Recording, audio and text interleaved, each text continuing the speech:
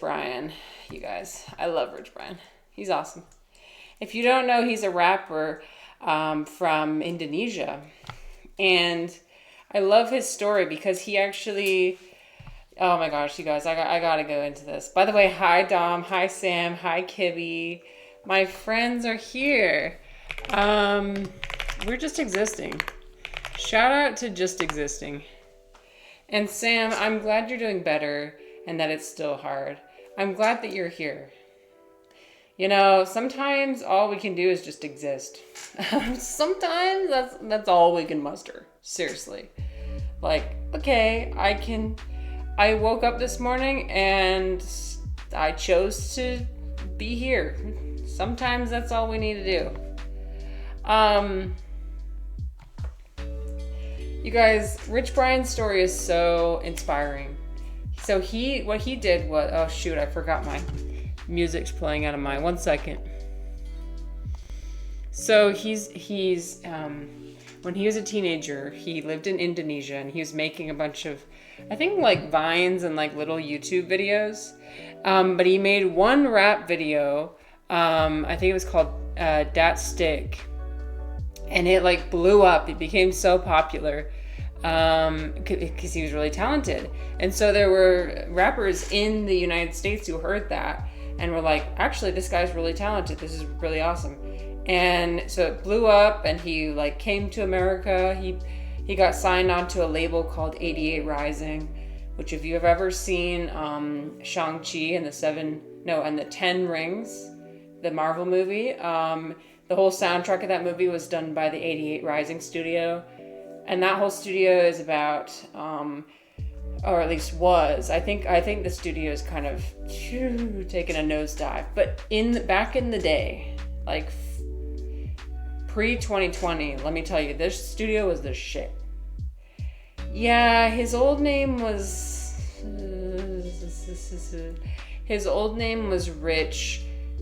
Chigga. So that's a little bit controversial. So that is one of the reasons why he did become popular. I'm letting it slide because I don't know. No, never mind. I'm not allowed to have an opinion on this type of thing.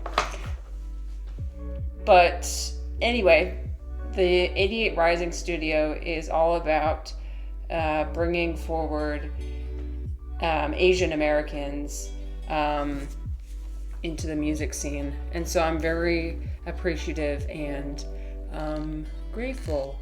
And I love Rich Brian's music. I think he's awesome. So anyway, you can achieve your dreams. So he came from like, he had no musical training, no background. He was just making like shit posting YouTube videos, and he became discovered and he became popular. And now he's toured around the whole world. A lot of people know his name. So just do it. Reflex said, what's your favorite snack to eat during Mahjong Solitaire? Pomelo. I mean, yeah, pomelo. I love my pomelo. I love eating pomelo.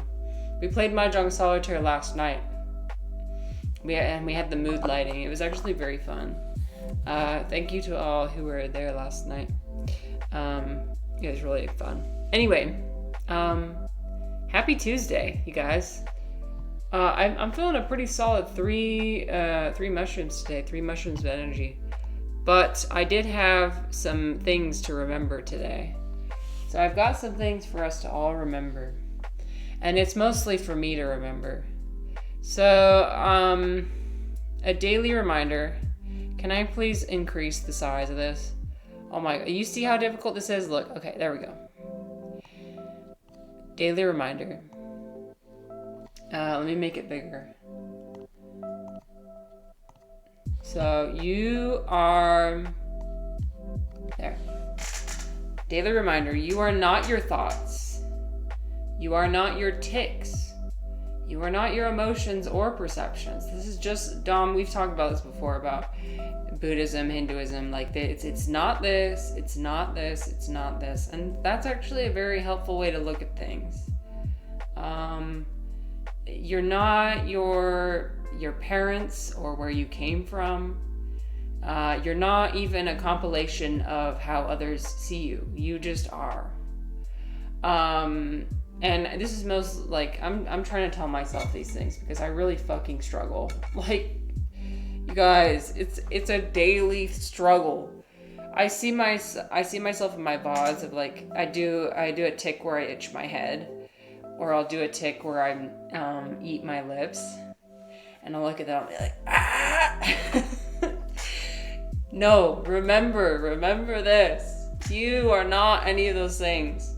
You just are. You're also not your parents. I mean, yes, you do share DNA with them, and it was because of them that you exist. But that doesn't mean that you... I know this is a controversial statement, but it doesn't mean that you owe them anything. Ah! I know that our filial piety believers are gonna get mad at me for that one. I know my husband certainly does. When I say like, no, you don't owe your parents anything. He's like, what did you just say? What? If you're from the eastern side of the particularly Asia and more Confucian-based cultures, you would probably not agree with that statement that you don't owe your parents anything. But me in the Western perspective, you know, I have my beliefs. Dom says, yeah, it's hard to not identify with the thoughts or but little insights help. Yeah, little insights can help. It's just like, yeah, shout out to Confucius. Yeah, right. Shout out to Confucius. Turn this down just slightly. Emotion and the body. I mean, it's everything. Everything at once is what you are. By the way, hi, Refly. I'm sorry, I don't know if I said hi, but hi. Welcome. So it's all of it together. Your body, your physical form, your mental processes that occur, your neurochemistry, your microbiome, your thoughts and perceptions and emotions, and it's also none of it. Okay, if you're Hindu, then it's none. It's none of those things. You are just the continuing and eternal consciousness that flows through it. I tend to have a mix of both. I like to think that I am both the consciousness that flows through me and all the things that are flowing. I'm a verb. I consider myself a verb. Yeah. The self is a verb. It's something that's happening. I just am. I just be. Like that's the only way that I can define it. Because it's a transitive state. Like you're constantly changing over time. And we've talked before about how every single one of your cells is constantly being switched out, and you're growing new cells. Cells are dying. You're forming new neural connections, and some of the other ones are getting pruned off. You're bringing in new microbes and expelling old ones. You're bringing in new ideas and expelling old ones. You are just like, you can think of yourself maybe as a filter. Some people like to think of yourself as a filter. Or if you're a determinist, then you think of yourself as an algorithm. I prefer the term filter though, like a thing that filters through data, bringing in data, filtering it, and putting out data. I feel like that's a kinder way to look at it. Although personally, I think it's a little bit more than that, but you know, it's like a constant discovery and wondering. Um, but yeah, did my music end? No, it didn't. Okay. Tom says, I agree with the idea that most of the time you have karmic debt to your parents because they put time and resources into you. Okay, that's fair. Yeah, do you owe your parents for your existence? Ooh, wait, okay, question of the day. Perfect. Do you owe your parents anything for existing? Or for your existence? I might have worded that weird, but you get the point. You owe your parents anything for your existence. And how much? How much do you owe them? I struggle with this one because I come from a Western upbringing where it's kind of like when you reach 18, off you go, right? What do you owe people? Oh shit, I think there's a philosophy book called What We Owe Each Other. Isn't there? I think there is.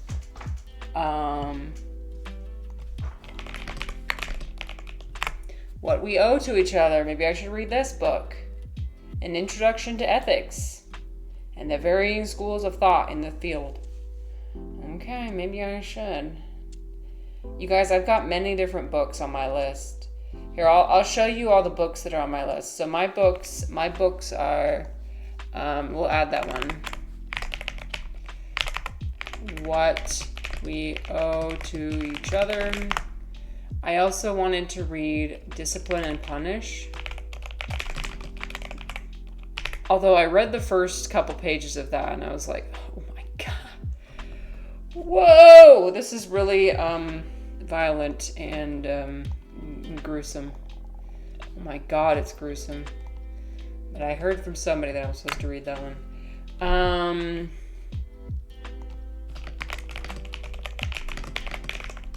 Books I'm supposed to read. There we go. And then, what was it? The Art of Seduction. That's a controversial one. Written by, I think, a controversial author. It's the same author that wrote The 48 Laws of Power, which my husband's been listening to that book on The Art of Seduction. Ooh, The Art of Seduction. It sounds so sexy, right? It's not. From what I've heard, DCI, by the way, hi DCI, welcome. I've heard that it's trash. But I think, okay, I've heard that it's trash, but it's true. You can take the trash out.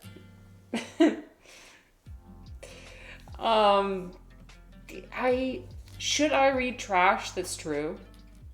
Like, should I shy away from something that's like, I mean, I'm not opposed to reading things I don't like. What I am opposed to is reading things that I don't like that come from an ignorant standpoint. I'm not opposed to reading things I disagree with or that make me uncomfortable. Although you can't always read things that make you uncomfortable. Like, you gotta read some stuff for pleasure sometimes, right?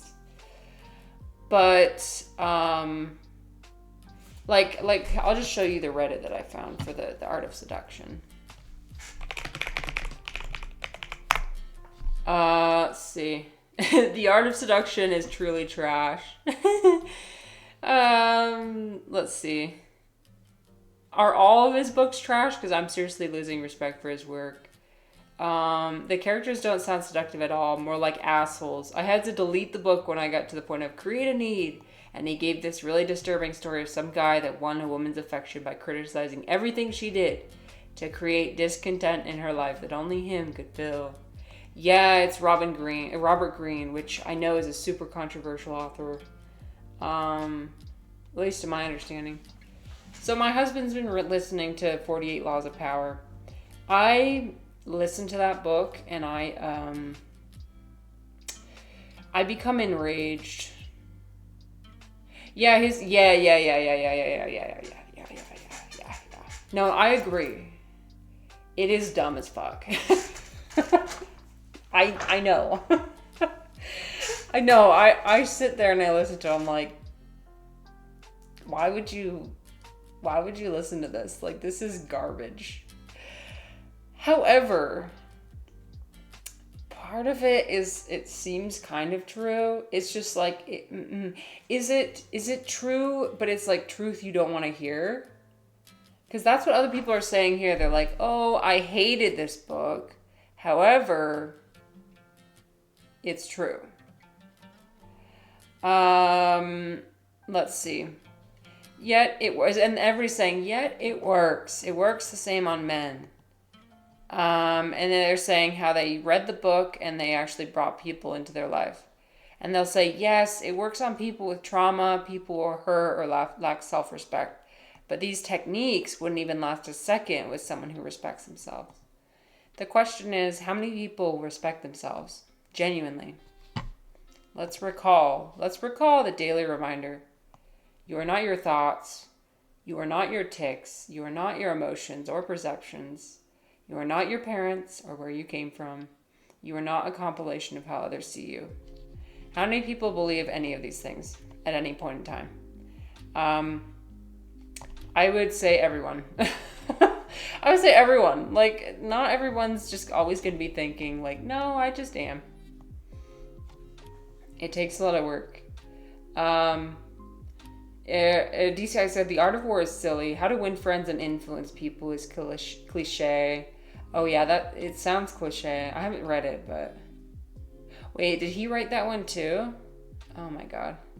Horoscopes for men. It baits the wanting of people. I don't know. I feel like the way the book is written. Oh, he didn't write that one. Oh. I feel like the way the 48 Laws of Power was written, it was written with like the worst of humanity in mind. Like the worst aspects of humanity with the most cynical point of view you could possibly muster. Like breaking down humans to their bare, like basically taking the humanity out of humans. And I don't know. I mean, when you look at people in hindsight, so like the book analyzes people like, I think like P.T. Barnum, or like one of the circus guys who like was really good at commanding attention. Goes into different anecdotes of how they designed events to bring in attention of people. And again, I tune most of the book. Do you guys ever like have a piece of media where you just make a decision like, okay, I'm not gonna listen to this, like I this is terrible, like I'm not gonna even consume anymore? That's what I did. However, what my husband's point of view is that yes, it sucks to listen to, however, it is kind of true. And I'm like, but I don't want it to be true, you know what I mean? No. DCI said, when you say suppose, do you actually suppose as in you're not going to? Oh, books I'm supposed to read. Oh, okay. No. I actually do plan to read them. I do plan to read them. And Dom says you are not your views. And that's a problem, Dom, these days, because most people are identifying with their views. Like their full identity is being associated with their political views. That's a huge problem. DCI said, mean is a word that goes in that above comment somewhere. Oh.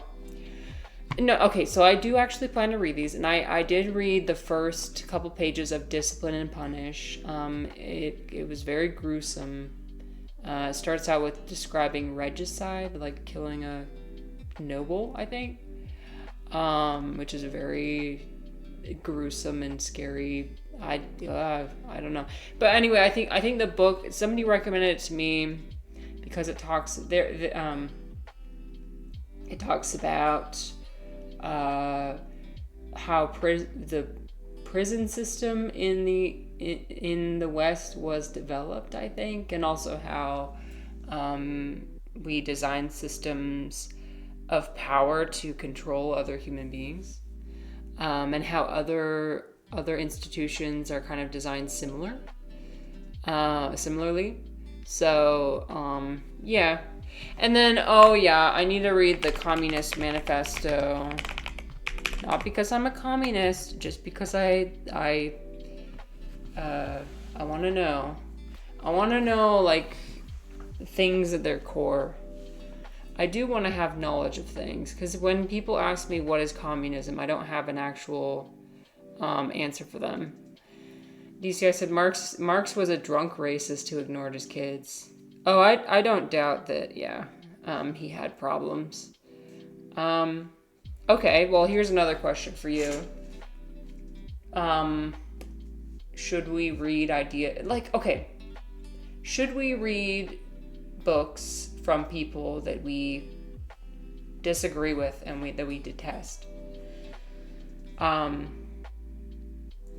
think my answer is that I probably should read it because so many people were convinced by it. So I guess I just want to understand what people got from it. Yeah, separating the art from the artist is an interesting concept, right? And I'm not reading it to take it seriously, to incorporate the ideas into my worldview. I'm reading it to understand how it appealed to others and what kind of problems other people want to address, I guess, if that makes sense. I want to read Mao's Red Book. Oh no, this is starting to come out with a theme, isn't it? Trust me, I'm not. I studied the US-China relations for the longest time, but even after the longest time, I still don't even understand much about China. And I know China isn't really a communist country anymore. They're a capitalist country. In fact, hyper-capitalist.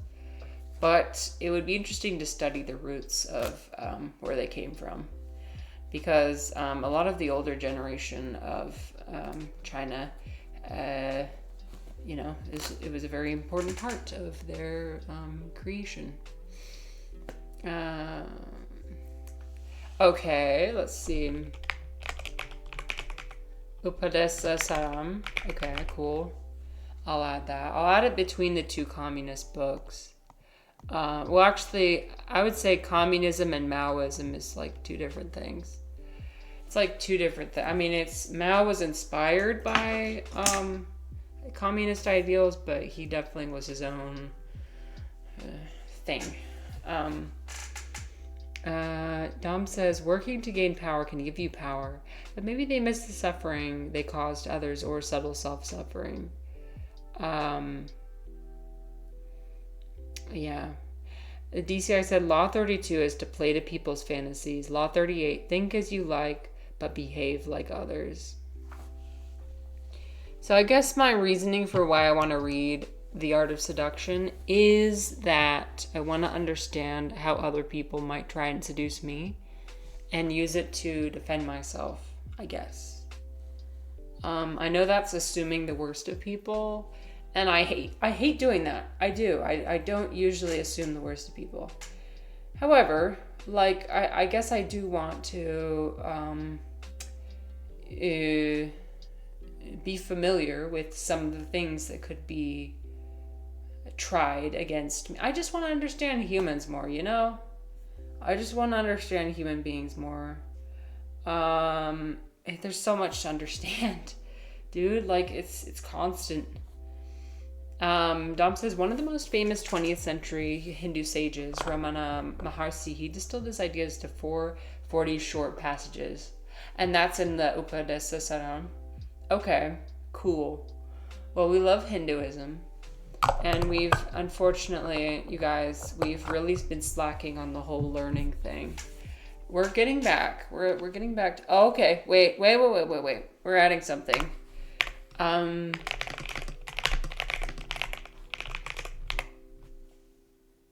You are not your knowledge. We're just gonna address that. You're not your knowledge. However, I do agree with you guys that knowledge is important. Absolutely. And I want to learn more. And DCI asked, do I have Audible? I think I do. Yeah, I think I do. And that's a good accessible way to learn, to receive more books, you know? Because like listening to books while you're doing things can be a lot more accessible. There's a lecture set on there called A Way with Words. Okay, love it.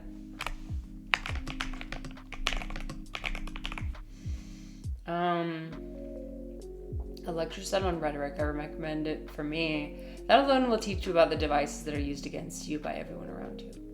Ooh, okay. Nice. Yeah, maybe, okay, you know what? I'm going to start with that. I'd rather read that than The Art of Seduction. And then if A Way with Words isn't sufficient, then I will continue on to read the shitty book. Okay, you guys, I have to get some ice cubes for my tea. I'll be right back. Give me like 30 seconds. 1 second. Remember the things on my notes.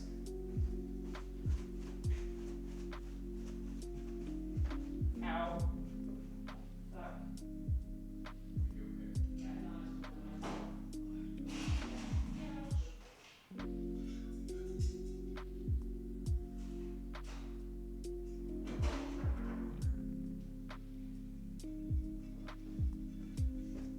I spilled tea all over my freaking hand.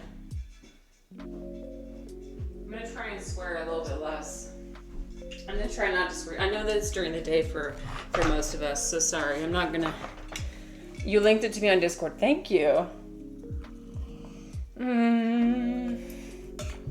What am I interested in reading? So many things. So many things. It's hard to know where to start.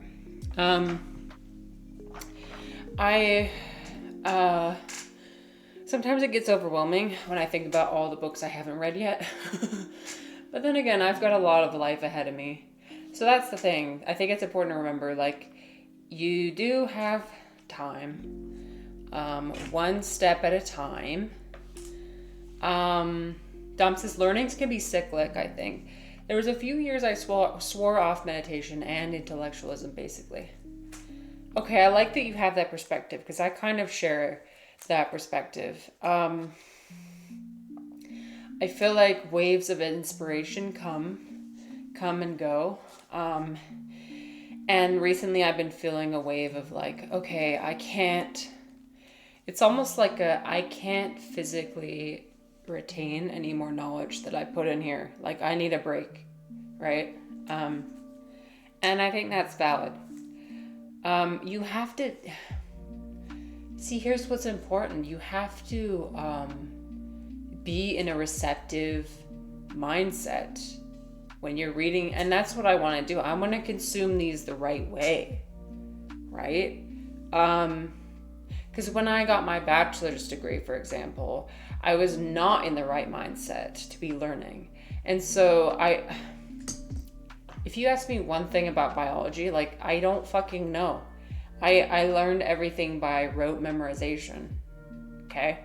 I learned everything just to accomplish the test. I wasn't actually comprehending anything. Like, I got good grades and everything, but that doesn't mean I understood the concepts or fundamentally, the knowledge carried out of after my degree. It was all because I wasn't in the right mindset to learn. When I got my master's, I think I had a little bit of a better understanding. I think you learn how to learn more as you grow older, perhaps, in some ways, in other ways not. Because I know that when we get older, our brains tend to, it's the stereotype that our brains tend to calcify. Although that could be a little bit of a myth. it's not a myth in the sense that like our connections are strengthened and therefore it's harder to like escape those strengthened connections. It's not like a permanent thing that happens. Is my understanding. Like, just because you're older doesn't mean you can't learn, because everybody can learn. You can learn your entire life. You're generating new neurons your entire life until you die. Like, that's just a part of being alive. DCI said, your skill for rote learning is perfect, though. It just needs balancing with other types of learning, too. Yeah. Rote learning, it's not, right, it's not all bad. It's not all bad. It's just, it has to be combined with other types of learning, to form a complete understanding. Because you require a complete understanding. And also a stake in the game. Like I guess I forgot everything about biology because I don't care. Because it didn't really get me what I wanted out of life. My brain decided, okay, this is all useless, and so it deleted all of it. So you need that component of like, okay, this is going to be useful for me, in order to keep it in your brain, is my understanding. Dom says, if you break down what are the real traps here, it is just guilt and greed for knowledge. Guilt is a huge, yep. Guilt that I don't know more. And I'm not saying just for me. I think that's what you're saying is about most people. Yeah, guilt and greed. Maybe there's too much focus on the outcome rather than just keeping your brain quick and strong that comes from learning. Ooh, okay. I like that. That's an important goal to have. Maybe not. Yeah. Just constantly improving instead of like adding things, because I don't know. You're constantly forgetting things. As you add new knowledge in, your other things are being forgotten. I mean, I don't know if I believe in that you have a set amount of bandwidth, like your brain has a set amount of things it can hold on to. I don't know. I'm not a neuroscientist, so I don't really understand. But I think little pieces get added over time, and it all accumulates into something. There's a typo in my list of books. What I mistype? Let me know. Oh, Communist Manifesto. There. Yeah. There we go. It's like attachment to specific learned knowledge versus enjoying the process. Oh, yes. Well, and I think that enjoying the process of learning is necessary for retaining. Because all throughout high school and throughout my undergrad, I didn't enjoy the process of learning. I was just focused on the end result. The end result of like... That's a cute little character. That's cute. It's a cute little communist symbol. I'm not a communist, by the way. I am not. I am nothing. I am nothing. And everything. I just am. Anyway. What was I saying? Let's do yoga. Let's do yoga. That's what I was saying. That's what I was doing. We're gonna do yoga. Fuck yeah. Let me increase my camera. We're gonna put our little daily reminder right next to us. Here.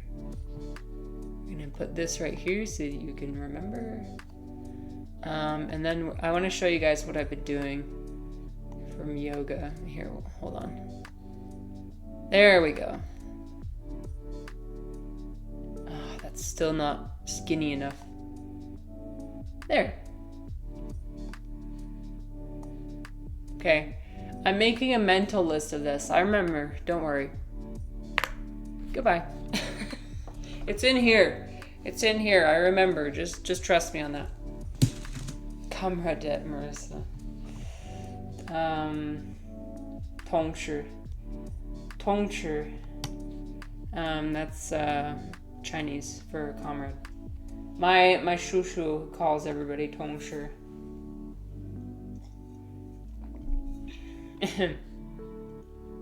I'm not embarrassed. I'm just like, I hate labels. So that's the thing. Okay, look at this. Yoga, you guys. Let me show you what we did in yoga class. It's gonna be out of here. Let me focus the camera.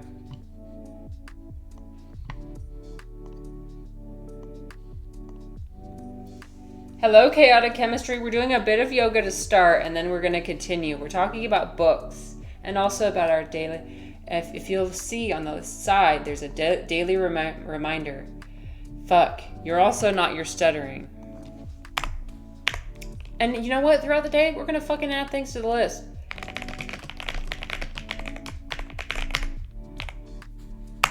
So if anybody wants to add anything, so Chaotic Chemistry, one thing with like Eastern philosophy is they're really good at negating things. Instead of defining things, they're like, not this, not this, not this, you know? So we're defining the self by elimination, the process of elimination. Okay, so anyway, let me show you what I've been working on, you guys. Okay, so basically, let me see if I remember. We did this crazy pose this week. So basically it's, okay, so you do staff pose. So I raise my left foot, and that's cool, but then you bring your foot around, like as a curtsy. So this is a curtsy lunge, like this. Except, you keep going. You keep going, and you bring it down like that, okay? Until you're completely on the floor. And then you kind of bring your other foot down, and you reach around, and you grab with your left hand, your right foot. I think I'm in the frame if I go right here, hopefully. You grab your, okay, no, with your right hand, you grab your left foot, like this. And then you have your left hand on the floor. And then you want to make sure you don't lock out your knee. And then you go like this. And you lean forward. And I think ideally, if you're an actual yogi, well, I mean, like, if you're more expert, you have your foot in staff, and what you'll do is you'll like bring your leg around and then grab it with your, like this, and then like lower down. Fuck! And then you, but you know, I'm not an expert, so but it feels like you're twisting into a knot when you're doing it. You want to be careful of like the tendons in here. Don't clench it too hard, but try it. If you move your center of gravity, then you can try it. So I'm gonna do it on the other side. Basically, you know, if you do something on one side, you need to do it on the other side. So let's see. So I reach my left hand around. Wait, no. Okay, it's like this. Okay, I got it. So my left foot is on the other side of my right knee. And again, to get into the position, you can just do staff pose of the right side. Reach it behind like a curtsy. And then you just basically keep going down until you're like this. And then you reach over with your left arm. You keep your right arm down. You grasp the outside of your foot. And then you try and lift your bum up. Fuck! And then you fall over. Okay, let's try again. Okay, ready? I don't know, just doing this pose, like, I don't know what benefits it has for you, but it's just kind of fun to form a little pretzel, you know what I mean? Okay, ready? Got it. Nice. Anyways, that was our yoga for today. Okay.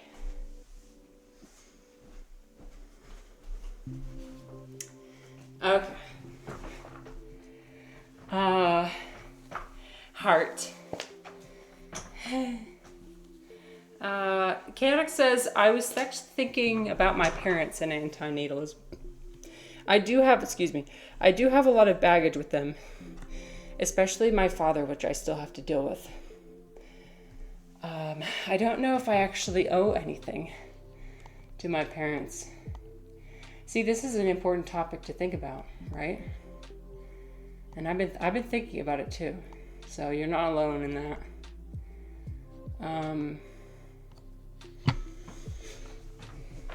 They gave me clothes, food, and a house, but that was simply their obligation as parents. It was the minimum they could have done. Also, my parents weren't the best in raising me and my sibling. There was a lot of abuse that happened. I'm sorry to hear that. That's what makes it so complicated, right? But at the same time, I'm in college right now studying a degree that isn't really what I want to do for the rest of my life. Simply because I want to have a good job with a good salary so I can help my parents financially. They really need help. Wow, that's tough. Yeah, I know what it's like to pursue a degree where you don't actually enjoy what you're studying. Thank you, Dom, for your contributions. Absolutely, you are not your body. Absolutely.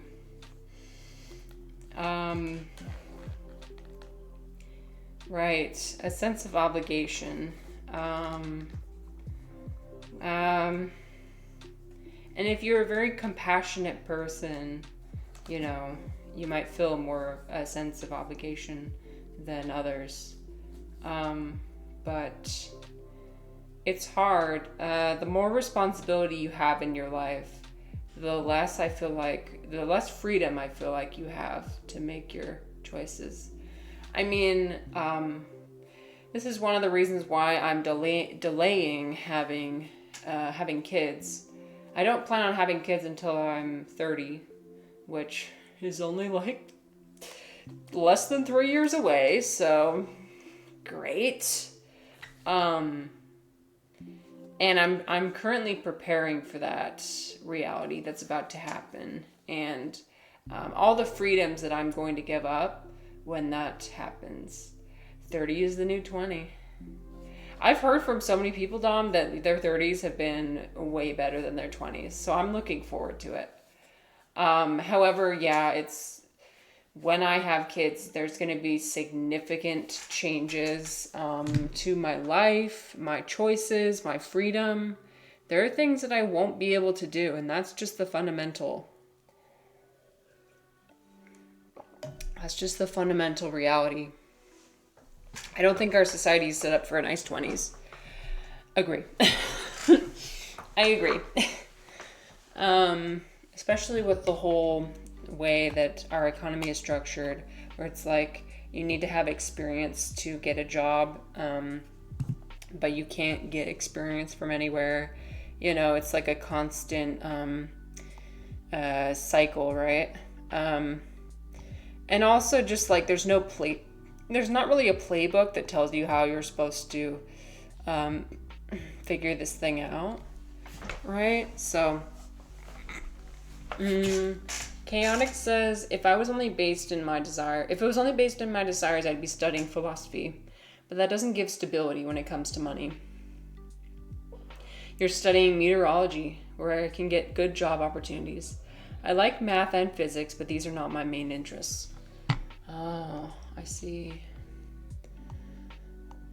Well, hopefully that's for later. We've got memes for later. Hopefully, there's at least some component of enjoyment. Like it's not fully just like I hate everything. Because that would suck. Chaotic says, I do care about my parents. I understand that they didn't really have any idea that they were committing abuse. They were doing what was expected for them, how they were raised. Oh, I see. So like a generational trauma. Right. Well, that's nice that you've been able to forgive your parents for what they did. I think that's a huge step in self growth. So I congratulate you on that. That must have been difficult to swallow your pride and, sometimes, and I mean, that's kind of what every parent wants, I think, for their children is to be better than them. And so it seems like you are doing that. We love that. The thing is that the abuse still affects me to this day, so I have mixed feelings. Chaotic, so I don't know how much I can relate to your experience, but I was thinking about something similar today.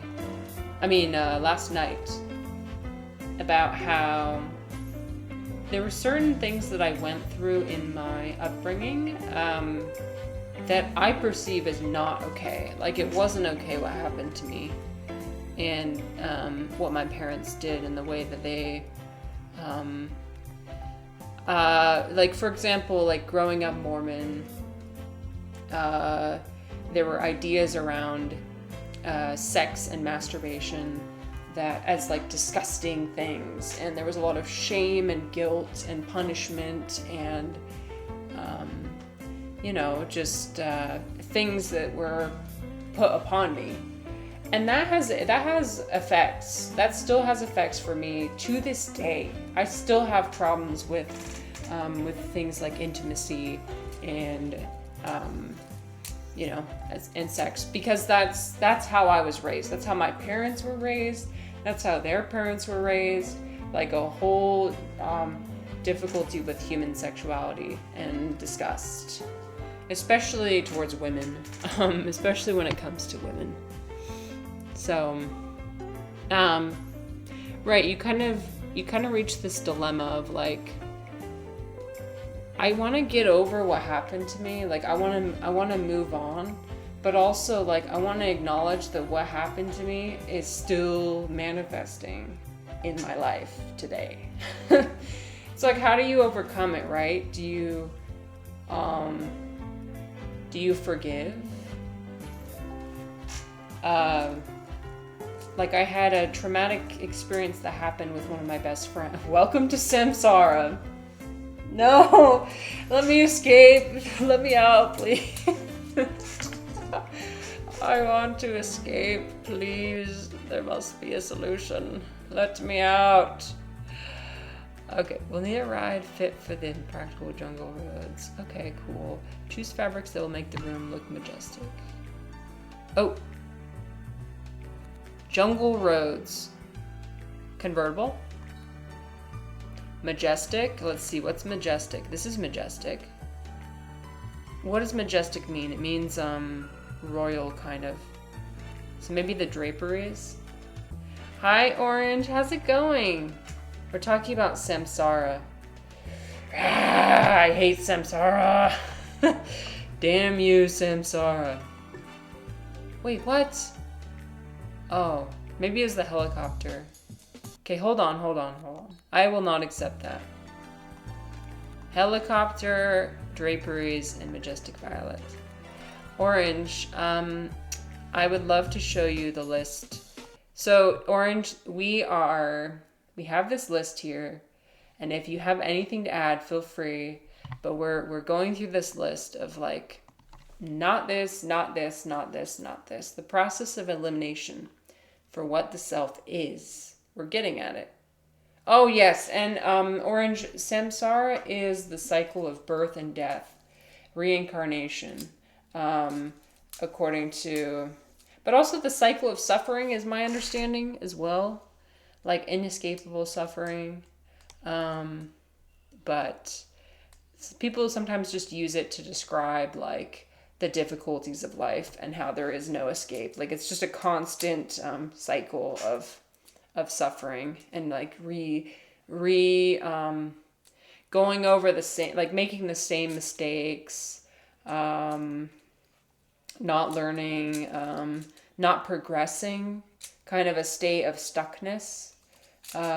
Maybe thinking about things in terms of like, if you have the bane of your existence. So like social anxiety is the bane of my existence, right? I've decided.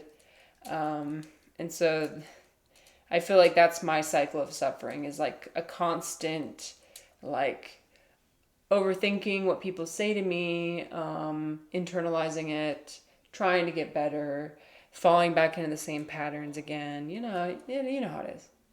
But on a more positive note, here are these things that you are not. You are not your thoughts. You are not your tics. So if people who don't know what tics are, the tics are things you do, like ways you move, that help you. I mean, I think even neurotypical people have tics.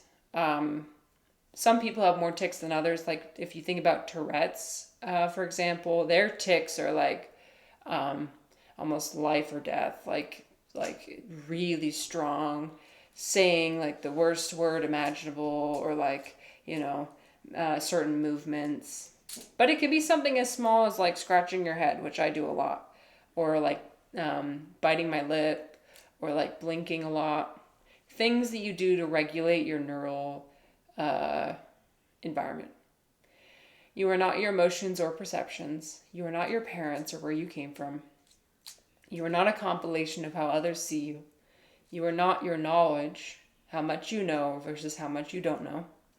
You are not your stuttering. I put that one there. We're just adding to it as we go. Like, no, you're not that. That doesn't define you.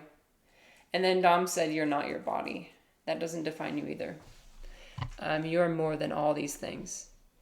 You are more than all these things. Okay. We're going to keep reminding ourselves today.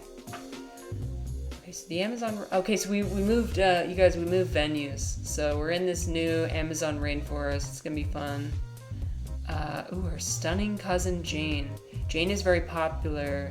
Keep a bunch of empty seats. Okay, cool. So she wants to be in the middle. So we're going to put her in the middle. I love this new venue. Although the waterfall was really cool too. So I noticed the strategy for this game is to try and do everything at once. Like try and do as many things together at one time. Okay, we're gonna put here. We're gonna put things in like 2 cycles almost. Oops. I was going back through and trying to get a good score on the... Damn, this guy eats fast. Oh, that's why he's always choking. This guy is always choking, and so I think it's because he absolutely inhales his food. Okay, sir, are you almost done? I need to feed you. Okay, these people are getting impatient. I'm sorry. He doesn't want to sit next to her. That's cool. I can accommodate that. I'll accommodate everyone.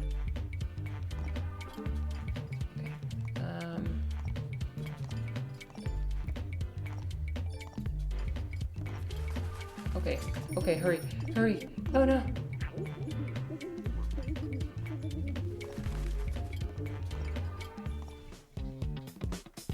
Dom says, we have a lot of bases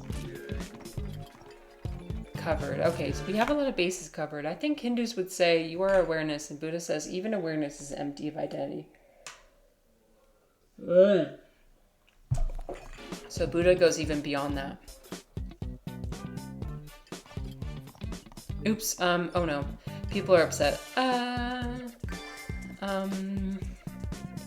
Okay. We're gonna, everybody's gonna want to sit next to her, but I just can't possibly. I can't accommodate them. It is what it is.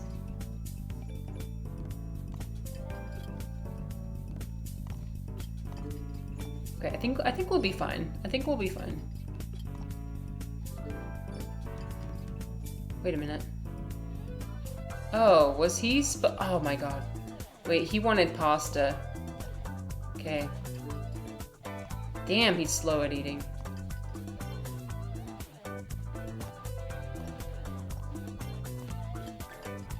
Wait, why are you upset? I put you at the right table, lady. Oh no. I'm sorry, you don't get what you want. Oh, this is a disaster. Okay, you know what? Restart.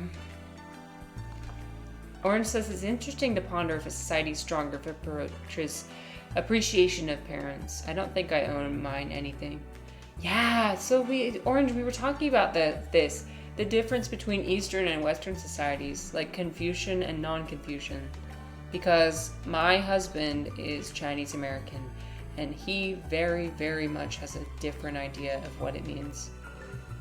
He feels like he owes everything to his parents. And I feel like I don't owe anything. Chaotic was mentioning how they unfortunately suffered abuse from their parents, but they still feel a little bit of an obligation towards them. And navigating that is extremely difficult. Right, because, oh, well, here you go. You gave your story. I come from a culture that places a lot of importance on family due to our Catholic history. Oh, yeah. Obeying parents is seen as an imperative, even when parents are abusive.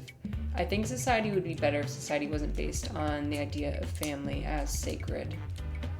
Yeah, I mean, and here's the thing, I'm not trying to say, like, relationships shouldn't be sacred. It's just like, maybe you should have a choice over what relationships are sacred and what are not, right?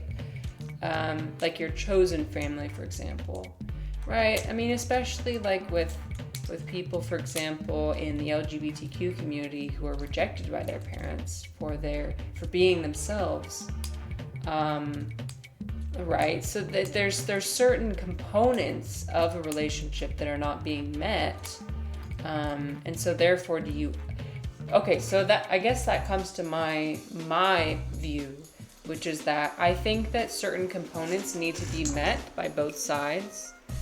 Not saying it's a transactional relationship by any means, but both parties need to be willing to accept the other as their complete self. And if they're not willing, then do you owe them things? I don't know. I mean, like, how much do you owe them? Like, maybe there's a point you reach where it's like, okay, I've done my part. Because, like, raising kids is, oh crap, I just freaking messed that up. Never mind. Let me try again.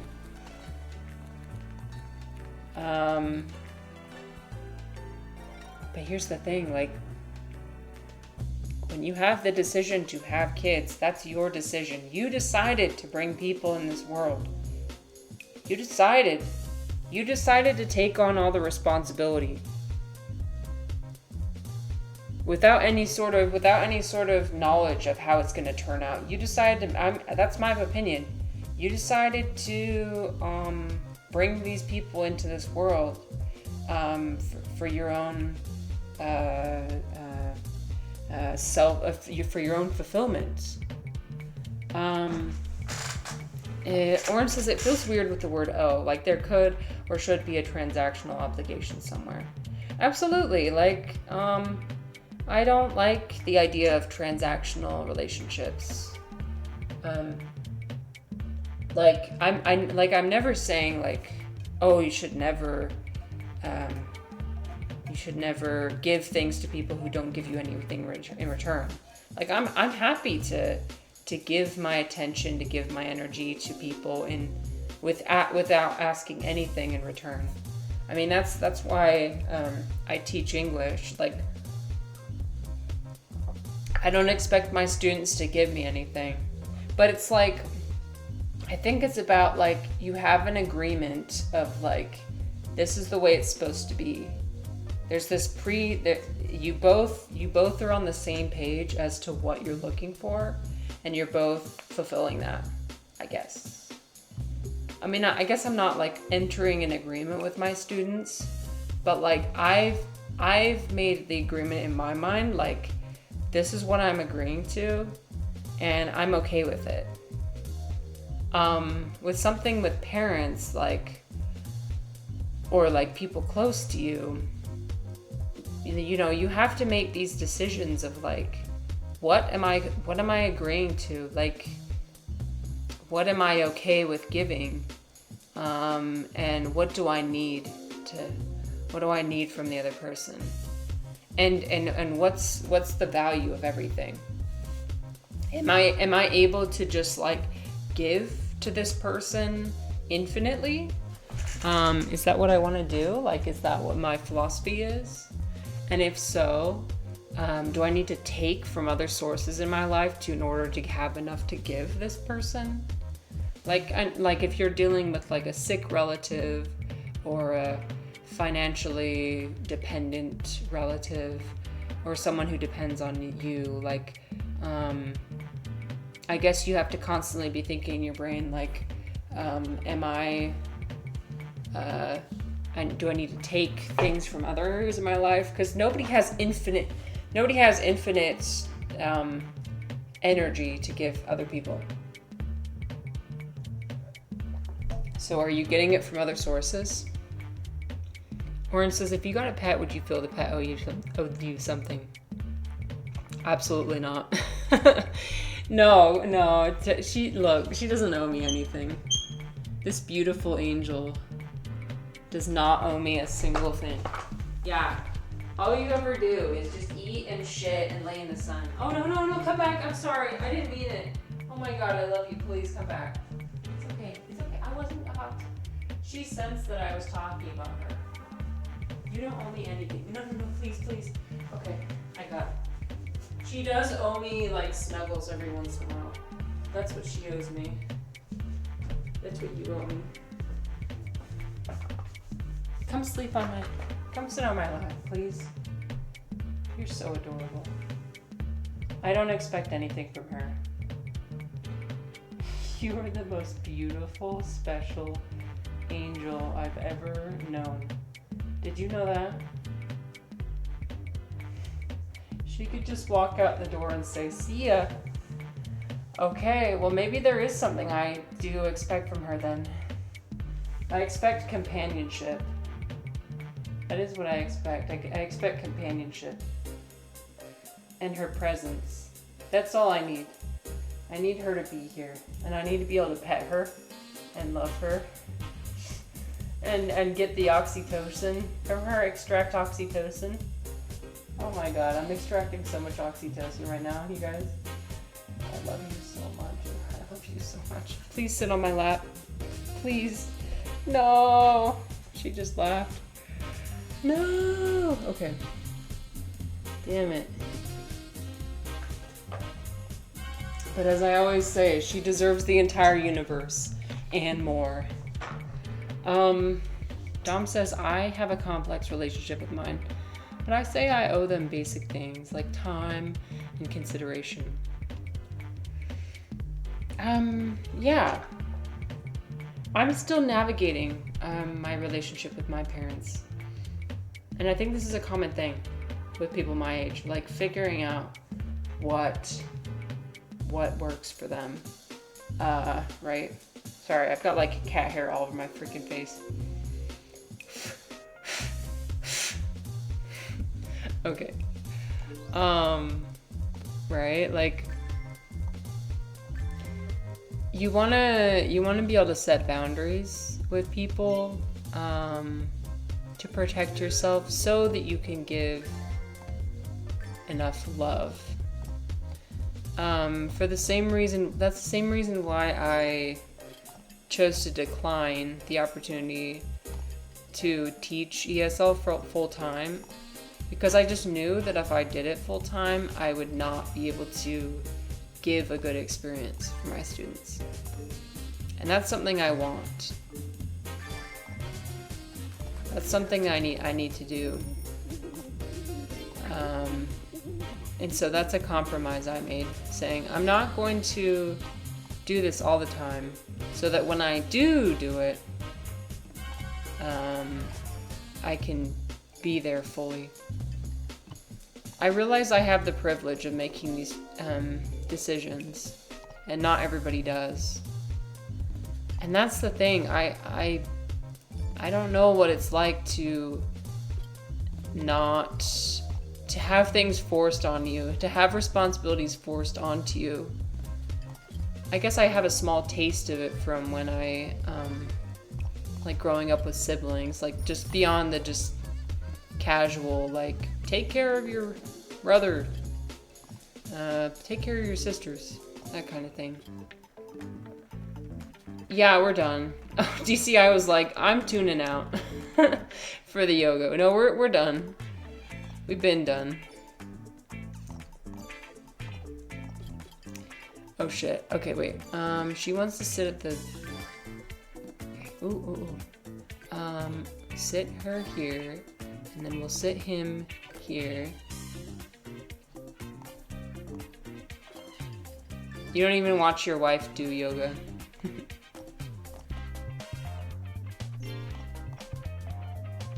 Wait, why is she upset? She's sitting next to the person she likes. I don't get it. Well, I mean, that's... Oh, crap. Wait, actually, it'll be fine.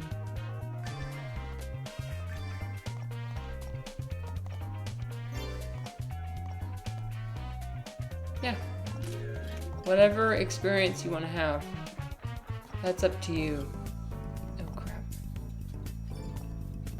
So I'm trying to do all the shrimp delivery at one time. That's the most economical solution.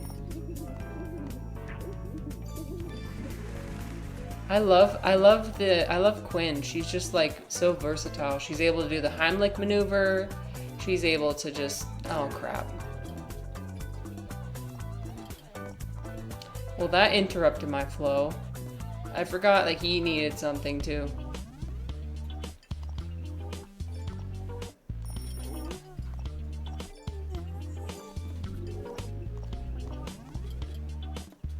Hello, Duncan. Yes, we're dashing more weddings today. How are you doing, my friend? What's up? We're talking about the self again today, more philosophy. We're talking about what do we owe to our parents? And we've discussed a few different ideas. And we also were talking about we're doing a running list about what we are and what we are not. And the way the Hindus do things is instead of defining things, they say everything that something is not. So you are not your thoughts, you are not your tics, etc. And we're adding to the list as we go along, as we think of things like, oh no, this doesn't define me. I'm not this. Orange says, maybe you are not what others perceive you as. Yeah, no, I actually had the same thought, Orange.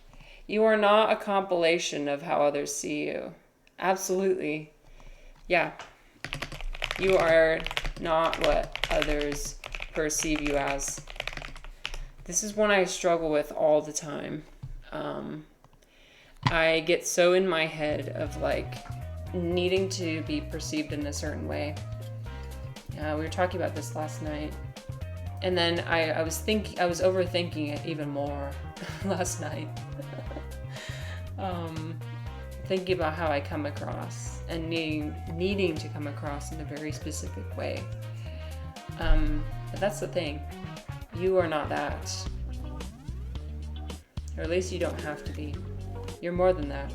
You're more than just how people see you from the outside. Because you might tell somebody something about yourself, and even after those words leave your mouth, you might have already changed. Like if you say, "Oh, I'm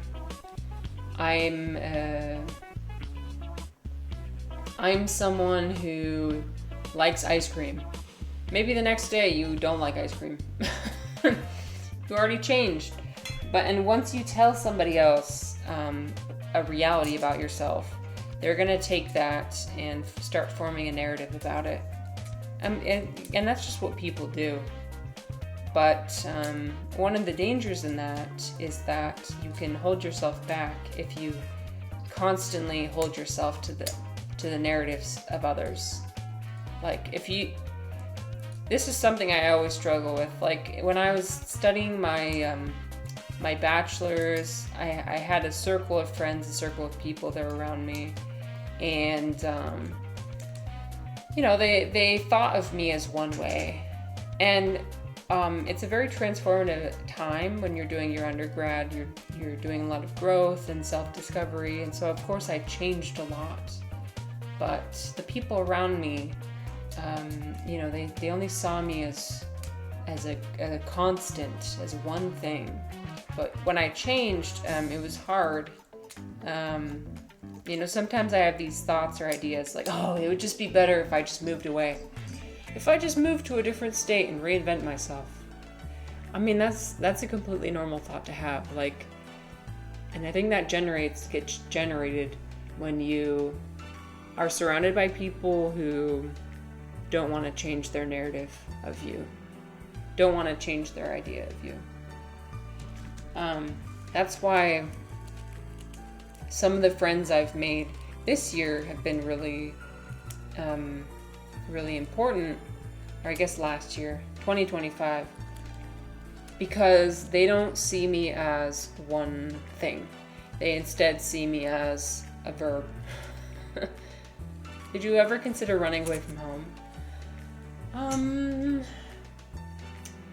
No. Well, a little bit, I guess. Towards the end of when I was staying at my house, I mean, I couldn't get out of the house fast enough because I moved from Cache Valley, which is like a smaller community, to Salt Lake, and that was I looked forward to that for a really long time. What about you? Okay, rainforest, tropical ingredients, sunny colors. Okay, we got it. Okay, excuse me. Okay, tropical yellow? Maybe? I actually don't know what tropical is. Mango. Oh, that's tropical. Let's see. Woo, we did it. Nice. Nice. Okay, I think that comfier chairs is always the solution. Woohoo! Yeah.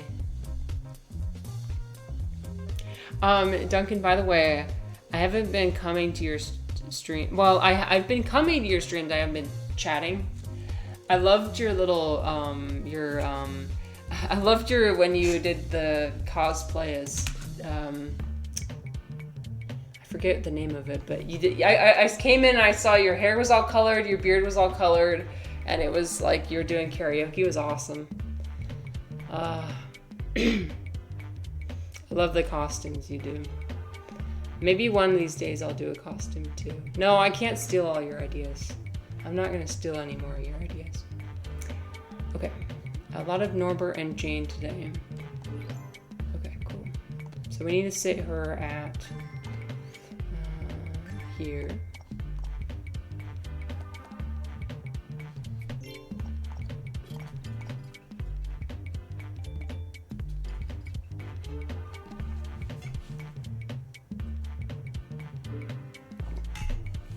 I'm gonna have to pee soon. I've been drinking way too much tea. Okay, we're gonna put her here. No, wait. There we go. Costumes aren't an original idea. We can share ideas as creators. Perhaps we can frame it as taking inspiration. No.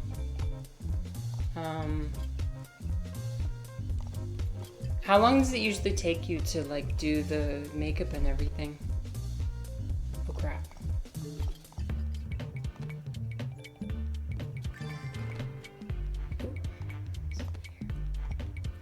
Hello. Oh, there we go.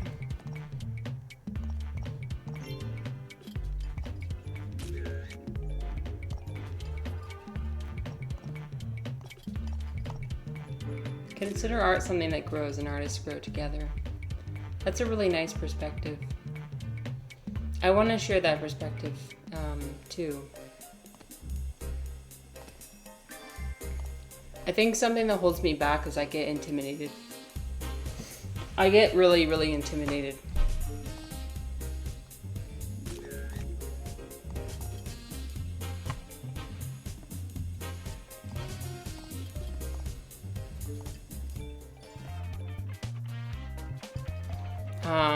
Imposter syndrome is a bitch.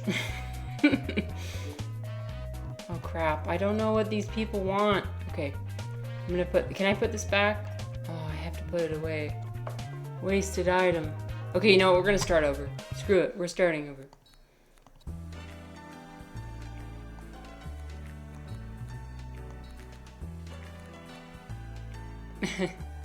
Imposter syndrome is so real for sure.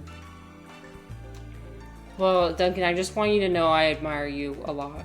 And it's the people that I admire a lot that I always like stumble over myself with. I mean, people in my chat probably see this happen in real time. That's the fucking thing about streaming is that like it's all happening right now. There's no, and that's one reason why I enjoy streaming, because it really does break me out of my social anxiety. Because in real life, you don't get the opportunity to think everything through. You just have to, you have to react in real time. There's no do-over. There's no, I've lived in the comfort of just being online where I can type out my answers and not have to deal with the real life consequences of what I say. But streaming is helping me break out of that.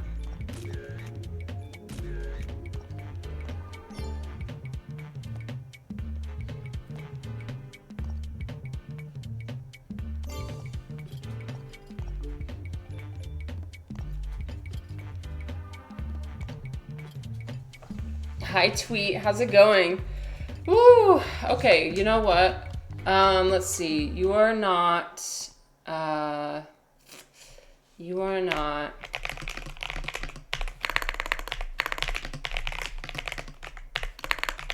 not the things you say. I'm adding that one.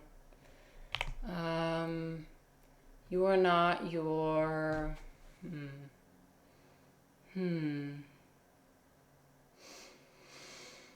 Okay, you are not your anxiety. I don't know, for some reason I'm feeling a really high anxiety moment right now. You are not your anxiety. I think it's because I said certain things that I regret. And so my brain is like screaming at me and saying, you suck! Like, can you just stop? Girl, can you stop? Like, for real. I am sick of it. Just be nice to me.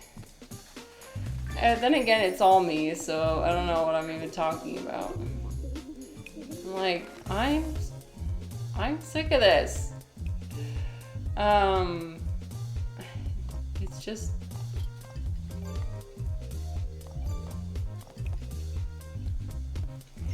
Okay, so DCI said, why is the wedding planner sat there all cheery when the fucker didn't get enough tables and hire a second wait?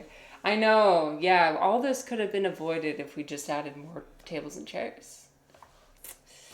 And that's what the job of the wedding planner is. Hey, but she's doing her best. I mean, she's going around, she's literally saving people's lives from choking. She's like, you know what I mean? She's literally cleaning up bird turds over here when the pigeons come. She's doing everything that probably wasn't in her job description, but she's doing it with a smile, and you can't help but admire her for that.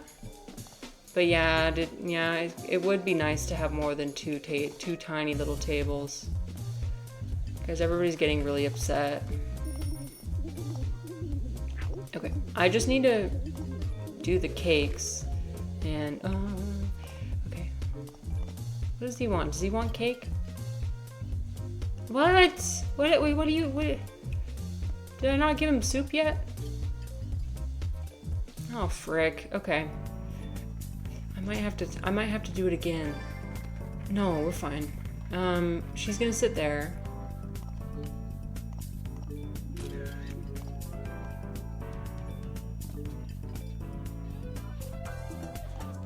Okay, you know what? Okay. Okay, pause.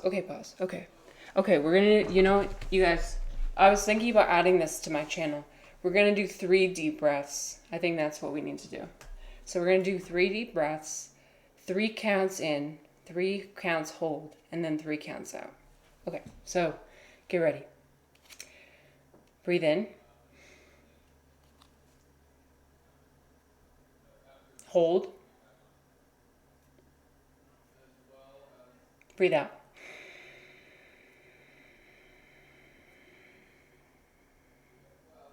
Breathe in. Hold. Breathe out.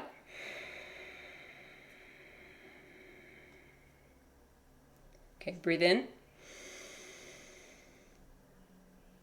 Hold. I almost forgot to count. Breathe out.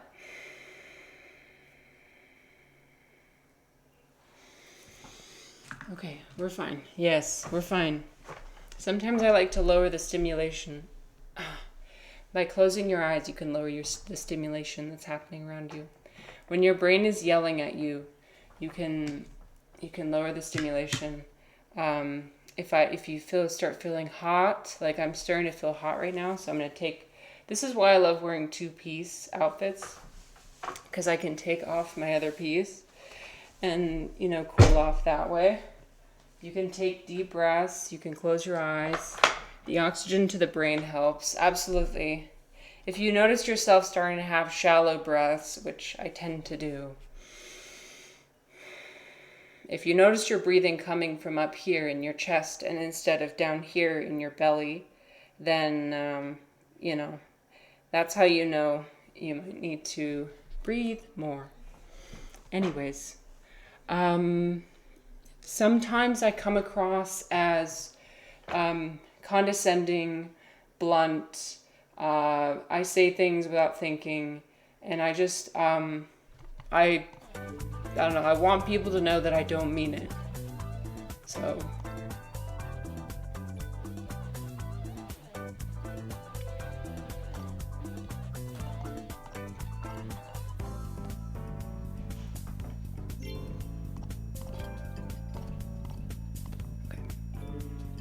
Put him here. I think that should be good. Damn, this is a hard level, you guys. Okay.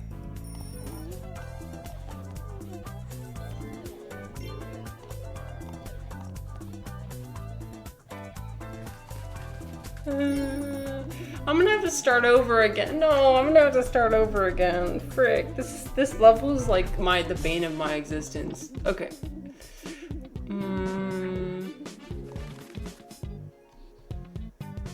Okay, you know what? We're gonna just absolutely lock in. Okay, we're gonna restart. We're gonna absolutely lock the fuck in. And it's gonna be fine.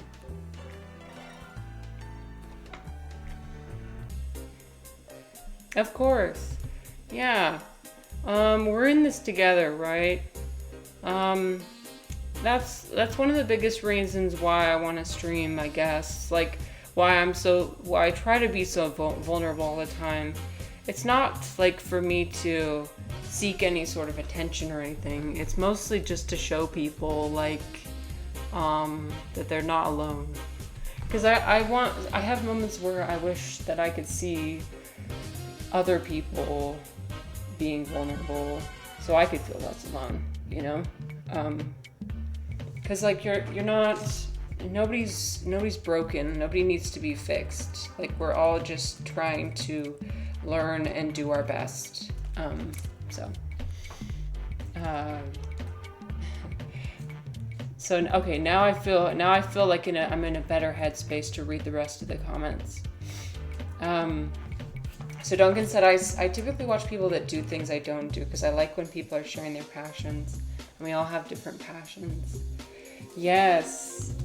I noticed that. You go on a lot of explorations of small creators on YouTube, which I really admire. Like, lifting other people up is so important. And especially people who go about art in a way you're not usually used to. Or people who... and that's what I try and find on Twitch as well, is people who think about things in a different way. I even go to the extreme of, like, if I see something that makes me a bit uncomfortable, I try and go in and see, like, ooh, I wonder what it is about this that's making me uncomfortable right now. So I definitely get that. Watching you test and push your boundaries and grow is a wonderful experience. Oh, thank you. That's so nice of you. Oh no, Tweet, you have a slight headache. I'm sorry. Let's see, what do I like to do when I have a headache? I usually like to drink electrolytes. I've heard that those help a lot. People always say, drink water, drink water. But I think it's like electrolytes. I mean, I don't know. I'm not a doctor, but I hope that your headache gets better. You are not a pirate. Wait, what do you mean by that, DCI? Is that a joke or true? Oh, because I was talking about stealing Duncan's ideas. You are not a pirate. Okay, fair. The handstand goal. Random, but I start working on my handstand goal starting from 0. How does 0 look like with a handstand sitting? So a handstand, so we're working on our handstands. 0 means you can't do a handstand. Absolutely. Hi, Ivan. Hello. How's it going? Oh my gosh. Hello, Ivan. We're talking about doing handstands. Massage your neck with your thumbs. Oh, as a way to regulate? You know what, you guys? I think I'm going to do what I'm learning, which is a handstand. I think Tweet is onto something. So for those who want to learn how to do a handstand, you can try doing this pose. For those who don't want to watch yoga, I'll be done in like 2 minutes. So if you want to navigate away for 2 minutes, feel free. I do not blame anybody who does not want to consume this. Okay. So, I'll show you dolphin pose. So dolphin pose is when you're on your forearms and you basically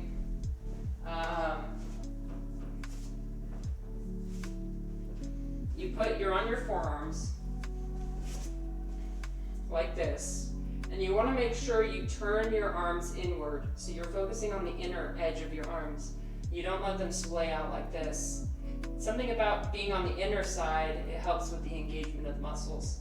And you want to basically start like a downward facing dog with your legs up in the air. So you can start out from the outside. You can basically start in a plank like this, and then you slowly walk your feet up more and more and more until you can't anymore. And that's the beginning of a handstand. You can do like, see, I'm at level 0, you guys. I'm trying to strengthen my arms.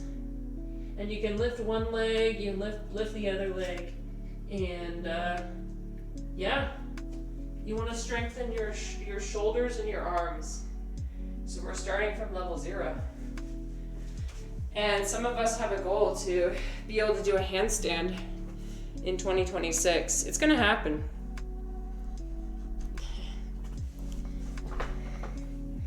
I need 3 walls to do a headstand and another person to push me into them. You know, and that's whatever you need. Whatever you need to do. And we all have to start somewhere, right? So, Don't kids just learn by throwing their legs against a wall? Yeah. So I'm focusing on the bare bones, which is strengthen. That's dolphin is to strengthen your arms. Because what I'm really afraid of, because I have something called subluxation. My arms come out of their sockets. Like if I bend them in that way, they'll just come out of their sockets. So, even if I were to do it against the wall, I would dislocate both my arms basically. So, the hope is that if I strengthen the muscles of my shoulders, that will be less likely to happen. Yeah. So, we'll see. Ivan could do a handstand once. That's really impressive. Do you have any pictures? That's so cool. Do you do it on your forearms or do you do it on just your hands? Yeah, I want to be able to see. Yeah, Toby is. She's walking around my computer. Anyways, so for our philosophy enjoyers, oh fuck me. Wait, why is that on the other screen? Okay, we're gonna put it back over here. For our philosophy enjoyers, we have some memes today. Shall we do a meme break? I think we shall. Me reading the exact correct amount of philosophy to stay neurotic yet ignorant. I feel like this is me. We were talking earlier about different philosophy books I should read. So what we have on the list is Discipline and Punish. What's the other ones? I deleted the list. Because I said I would remember them. We were going to read The Art of Seduction, but we hate the author, so we might not read that one.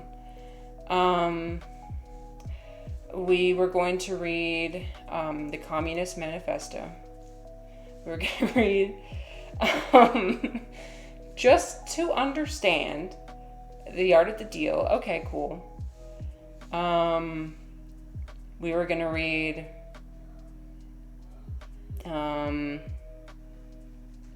anyway, books. That's Trump's book. Oh no! Oh, we are not going to read that book. The Tao of Pooh. The Tao of Pooh. Absolutely. Wait, we read that. We read a little bit of that book. Like I was playing Piglet's Big Game. We read a little bit of that book. I liked it actually. It's a good introduction to Taoism, and you can find it for free online. Yeah. Do you like that book? I like it. I like it. But for some reason, the more philosophy I read, the less I understand. So I still feel like I'm ignorant. I guess it's just like, I just gotta keep going. Howard Jones' lyrics are very Taoist from his first 2 albums. Wait, do I know Howard Jones? I might have heard some of his music. I think my parents were really into his music. Let's see. Yeah, so I read the first couple pages of Discipline and Punish. I was kind of horrified by how gruesome it was, but I'm going to continue. Somebody recommended it to me. Okay. Oh, what's the song that I know? It's one of them. I'll get back to you on that. Have you considered your OT levels are low? What's OT? What do you mean? Okay, time to learn the correct way of Gen Z slang. Instead of gooning, say, I'm emulating Diogenes. I don't know if this is correct or not, but I think it's funny.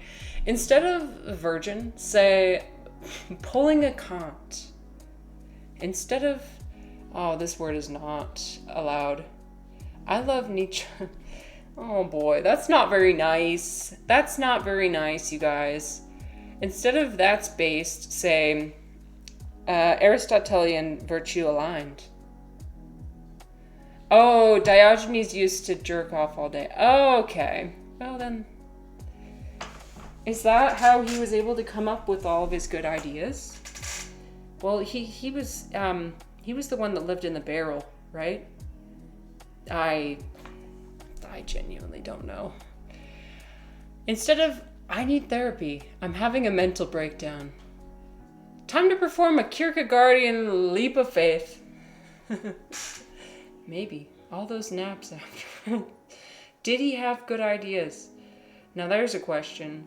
I think that it was in, I think Aristotle tried to explain this one to me, who Diogenes was. And he explained to me what cynics are and the difference between cynics and stoics. And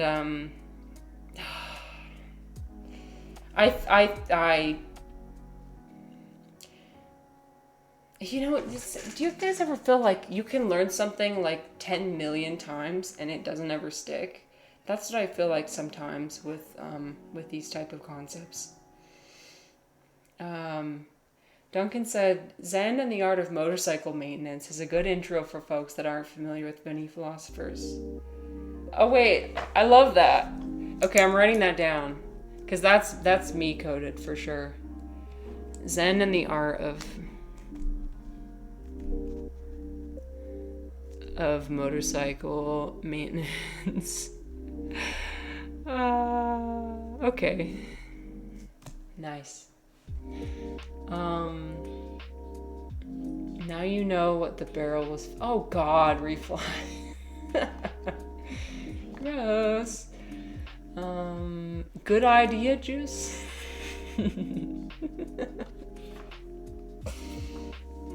That's cursed. That's just cursed. Speaking of marinating, that's a perfect segue, honestly. Thank you, Refly. I appreciate it. Speaking of marinating, I think that 2026 is the year that I'm gonna be done marinating. I feel like I've been marinating for too long. Sometimes, you guys ever feel like you have certain stages of your life where you need to just sit and absorb and prepare and get ready. And then you have times in your life where action is required. I spent most of 2025 resting, recovering, preparing, learning, and not accomplishing a ton. And that's okay. You don't need to accomplish things all the time. But this year I wanna accomplish more. DCR said, yeah, that's Sunday nights for me. Oh yeah, maybe I could just reduce, like still have days where that's what I'm doing is recovering, but then have other days where I'm actually doing stuff. Define accomplishing. Okay, Jordan Peterson. Accomplishing meaning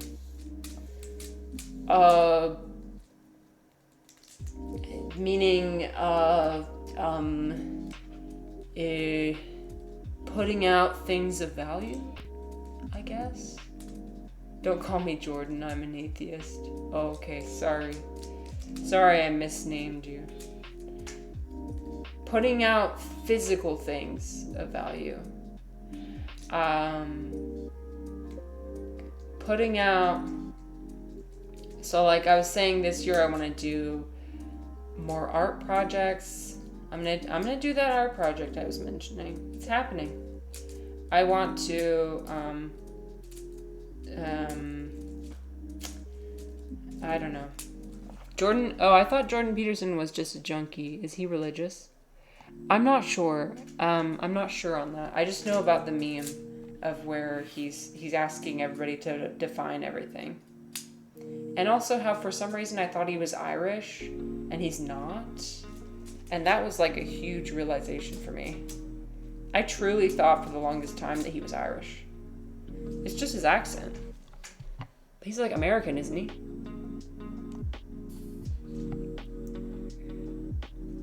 feels like the what is it, like the Berenstein Bears, the whatever that effect is called. I feel like I felt that way with Jordan Peterson. I was so convinced I knew that he had an Irish accent.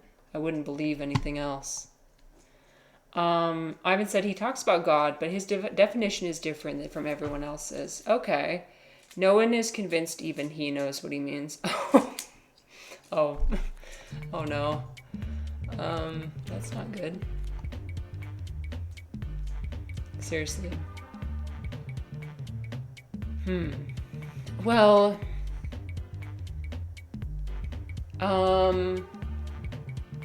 I guess one question I have then is, does it matter?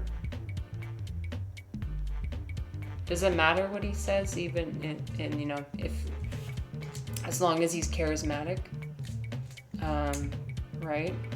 I think there's plenty of charismatic people in this world who don't say anything of substance, but they attract a lot of people, a lot of followers, just because they are good at talking. DCI said there's a guy on Twitch who debated him on a YouTube show who just debates theists every night. Oh no. Oh wait, I think I know who you're talking about, DCI. Actually, on this weekend I saw somebody who does that. The stream made me very uncomfortable. I didn't like how the stream made me feel.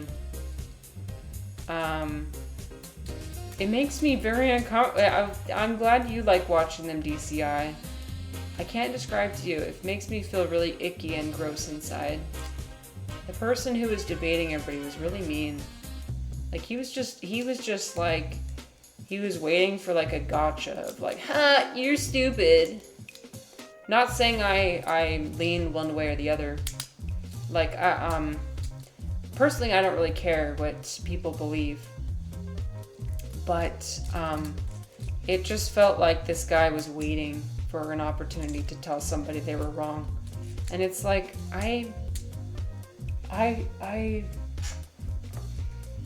want more collaboration. I want more open-mindedness. I want more acceptance. I want more humility. There was no humility at all. The entire conversation from neither party was there any humility. There was no like, oh, okay, I concede that. You know, no concession. No like working towards a shared understanding. It was just arguing for arguing's sake. And it's pointless. Arguing for arguing's sake is pointless. I might have made a lot of people mad by that. I'm sorry. It's just my opinion. That's one of the things I do have a strong opinion on. No one goes up to those debates to have their mind changed. Yeah. You know, like, why would you want to feel so uncomfortable? For me, arguing feels so uncomfortable. I can't stomach it. I would actually, if I showed up to one of those debates, I would start crying instantly. And then everybody see me as weak. Even though expression of emotions is not weak. It's just it's a continuation of these harmful stereotypes that like showing emotion, conceding, being diplomatic is weak. And I'm not a fan. But that's my opinion. So if you watch it for entertainment, like that's completely valid, and I love that for you. It's not my cup of tea. Not that I think that I'm better. I don't want to come off as condescending. I don't know, man. If every time I try and express my opinion, I'm like hoping that I'm not coming across as condescending. Tweet says, I feel like debating religion/philosophy is different than politics. I will say I feel like debating philosophy I'm okay with doing that. because it feels more far removed. Like, and I'm fine to discuss politics if it's international politics. But once it develops into like day to day, where there's more meaning attached to everything, that's when I have difficulty, because it's a more emotionally charged. Oh crap. Oh crap. No. I just did that thing again. Wasted food. Holy cow. Okay. She wants to sit here. We're gonna sit him there. Okay, we did meet our goal, so that's cool. I'm gonna try and get rid of these people as fast as I can. Okay, I think we're good.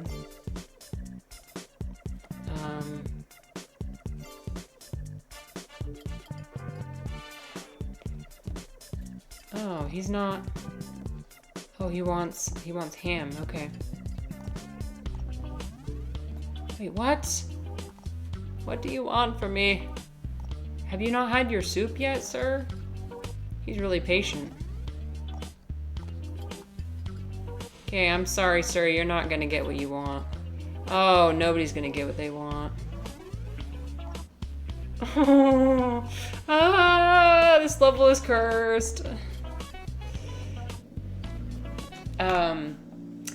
Ivan said, I don't... Let's see. Marissa on Jubilee won. Oh, absolutely not.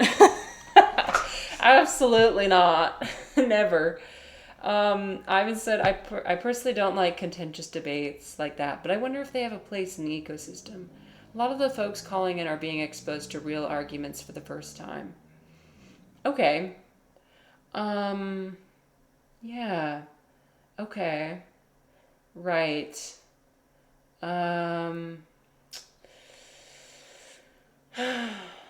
guess what's the point of knowing how to argue really well? What's the point of knowing how to argue really well? Reflex said, 1 mushroom lover versus 20 meat eaters debate. I don't have anything against meat eaters. Here's the thing, like, I don't want to argue with anybody. Even if I have like a Trump supporter, I don't even want to argue with them about whether they support Trump or not. Like, I don't want to. I don't like conflict. I'm more of a person who likes to bring people together instead of like, I don't know.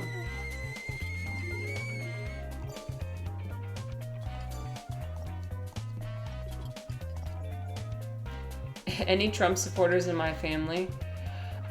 Extended family for sure. Yeah. Oh no, Bridezilla, shit. She's upset. Okay, if we can just, you know what, if we can just get through this level, then we're gonna be fine.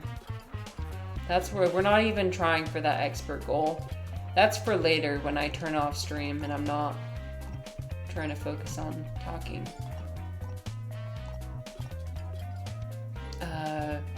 Is he big with Mormons? No, not necessarily. I know that the Mormon Tabernacle Choir did sing at his, inauguration. But I think they do that for a lot of different presidents. For the most part, I think that the LDS Church tries to stay apolitical. They don't encourage members to vote for any particular candidate, as far as I know. Like, even in the general conferences, no, there's no mention of, like, world leaders. So there's that at least. And I like that, honestly, like, separation of church and state. Although, that being said, the Utah legislature is mostly made of Mormons. And a lot of the decisions they make are based on the interests of the church. So there is not as much of a separation of church and state in that capacity. But that's a separate issue. DCI said, sometimes you hear an insight into how much of a struggle people have deconstructing themselves from their beliefs. Okay, that's fair. All philosophy is bullshit. People might as well be debating which superhero is better. Okay. That's an opinion. That's an opinion. Duncan says philosophy is theoretical. There's a bit of distance. Well, yeah, and that's why I love international relations, right? Because there's these theories of like realism, liberalism, constructivism, and you can like give examples of like, oh, this person's a blank leader, but there's no personal identity usually associated with it. Identity politics. There's not as much of a risk of using. DCI is pulling your leg. Oh, thank you for elaborating. Sometimes I can't tell when people are being sarcastic. But you notice how I laughed? It's because I partially believe it a little bit. No. I'm sorry. I'm not ready to lose the philosophy tag yet. I want to keep the philosophy tag. Philosophy is important. Sometimes it can feel pointless, but other times it can be helpful.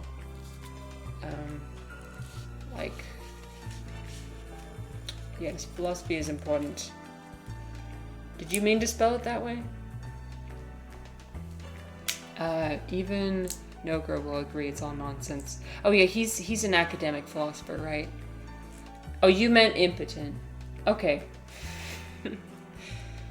Dom says, I remember Osho saying, you hear a philosophy, you like or dislike it, nothing changes, which I disagree with.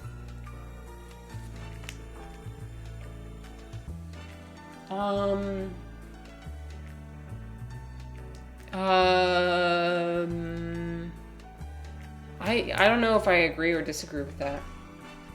But like when I was studying another theoretical science, like more theory-based science of international relations, when because I align myself more with constructivism, which is basically that. So you have realism, which is kind of, and you've got like realpolitik, which is like its own thing. A lot of it's based on like how many nukes every country has, and how it's we live in a world of anarchy. You know, there's no overarching police force to make everyone act the way that they need to or supposed to. And then there's liberalism, which is about like how our world is structured by institutions. So people coming together and forming like rules or like organizations, etc. That one's a very idealist stance, I think. And then there's constructivism, which basically is like, fuck all that. Everything is just ideas. Everything is just ideas and concepts in your head. Which one do you think I align with? Which one do you think I like? It's number 3. Okay. Zoologists who love animals. We like our beauty of nature. Animals, beauty of nature. Cool. Animals. Nature. That's nature. And bamboo.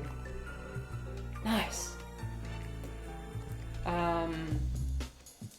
Philosophy becomes bullshit when spirituality and religion is involved. Says Refly. Oh, wait, there's champagne. So we can placate our impatient guests with alcohol.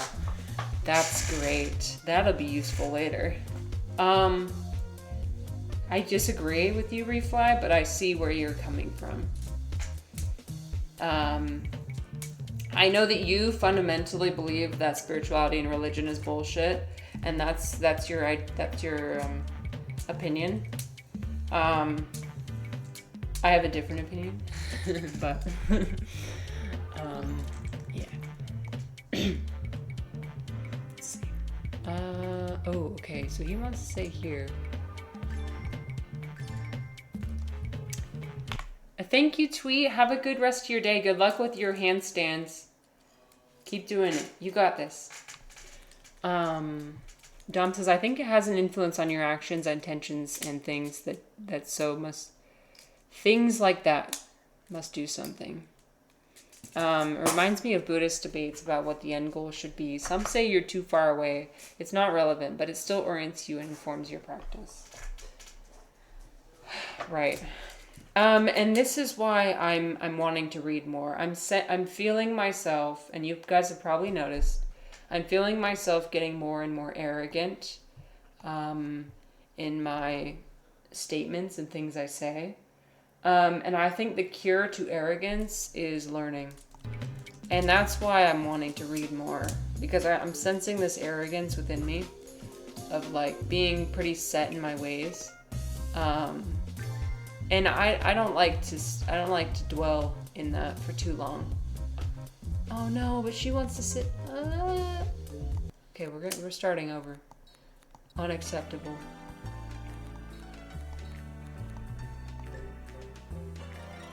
I think there's nothing wrong with being some of these negative things, such as being arrogant. But as long as you can recognize it within yourself, then that's good. Okay, now we should be good. Crap.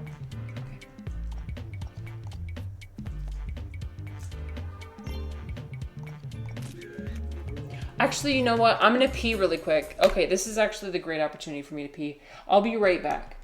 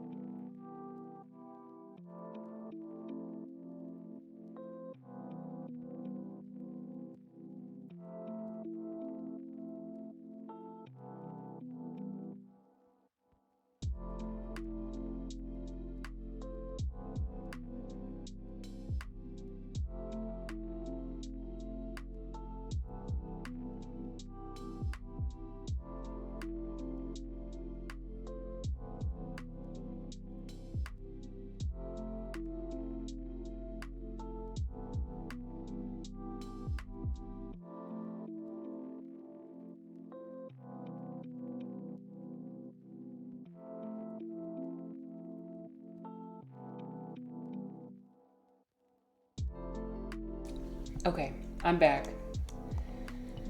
Quinn is a terrible wedding planner. Why are there only 7 seats when they have 20 guests? I know, right?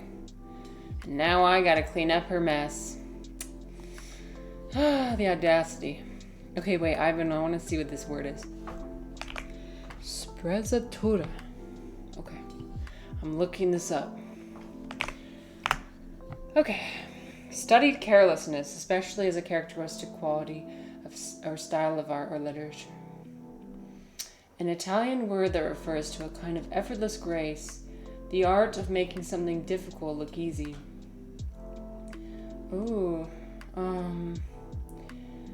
or maintaining a nonchalant demeanor while performing complex tasks. Ooh, I would love to embody this characteristic. That looks fun. This is like what I want to be.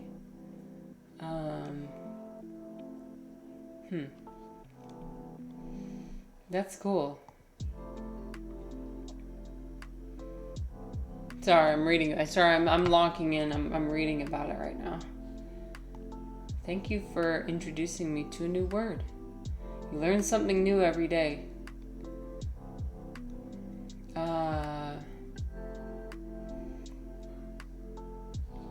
Cool. Anyway, let's keep playing. Thank you everyone for being here, by the way. I admire all of you so much. Okay, we're gonna continue. Let me think. Wait, is there anything else I can think of? A daily reminder. Okay. You're not your anxiety. You're not the things you say. You are not. You are not your.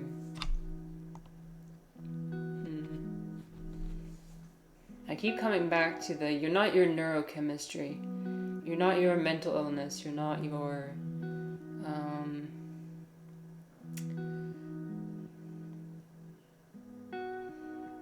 And my intention with this is not to dislike these parts of myself, because that's not helpful, right? Like I wanna like these parts of myself, and not I want to approach myself with compassion rather than hatred, which is my usual approach.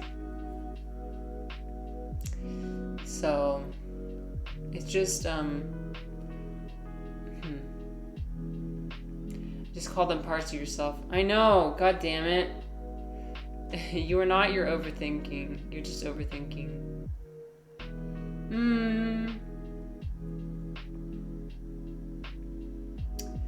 I don't know if I'm overthinking.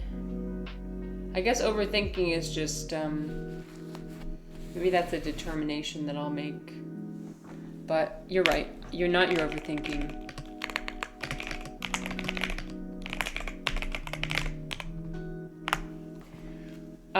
Ivan said, a friend of mine who is a street performer at a Ren fair introduced me to the concept. Oh, so do they make what they do look easy? That's cool. You are not your past.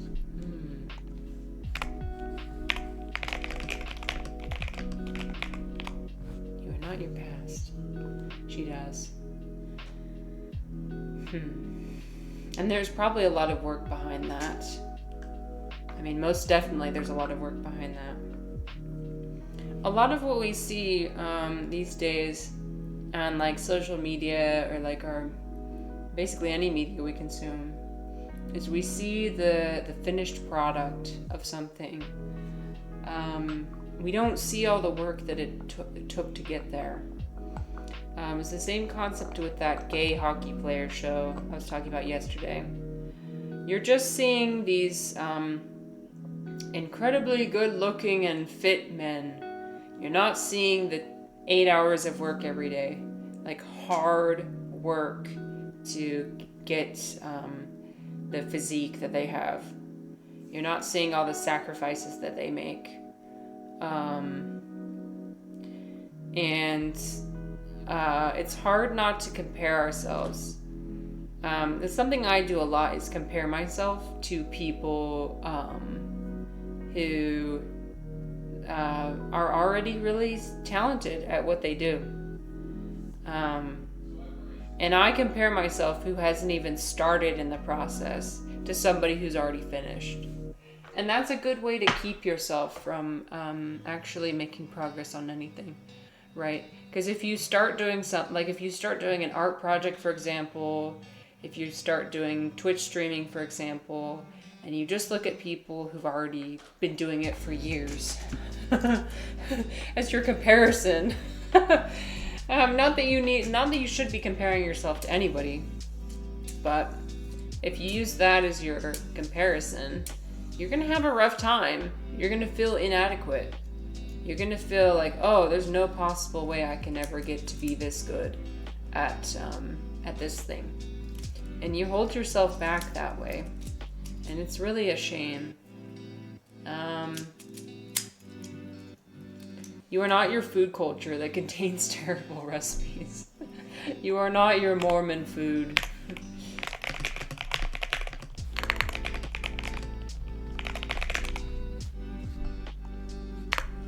You just are. You just are. Okay.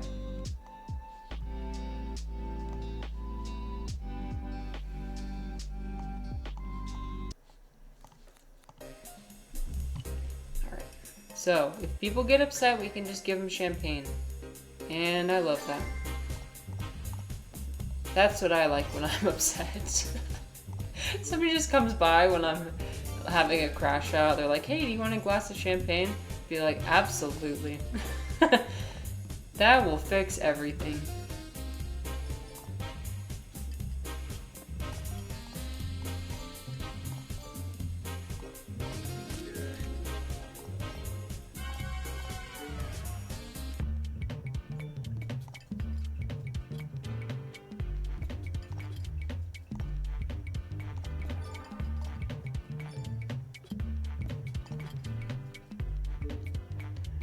Okay, here we go. Oh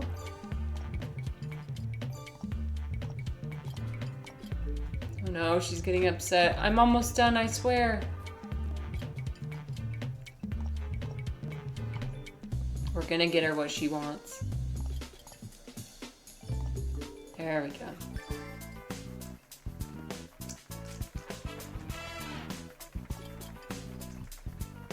Okay, I wonder if... We're gonna put him here.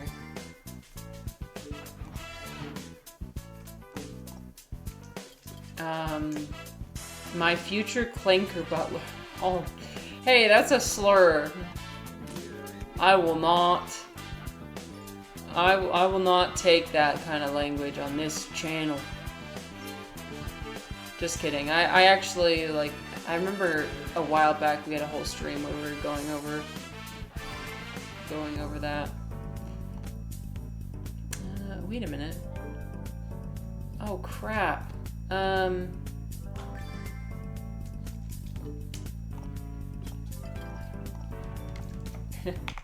You seem to be having a crash out. Would you like some champagne or a compliment about your clothing?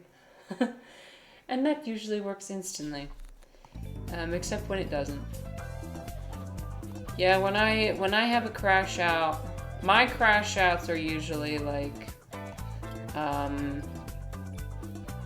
I'm very much like my dad in that I will say the thing that I think will make you the most upset. I say the thing that I think will hurt you the most. It's like all the, I feel like there's two different types of unhealthy conflict resolution. One of them is, yeah, oh wait, I can give them champagne, I literally forgot. Okay, wait. Oh, they're all fine now. One style is yelling and screaming. Another style is kind of more quiet, but more sinister.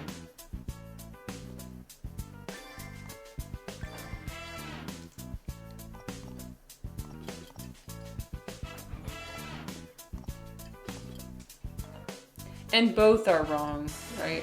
Both of them are... I mean, I guess I'm not someone to say, like, who's right or wrong. but it seems like both of them are unhealthy coping mechanisms.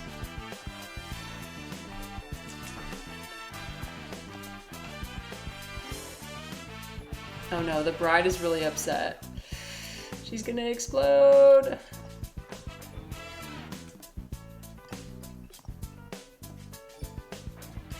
Okay, I think she's okay. If one more thing happens though, she's gonna get really mad. I sense a crash out building up here.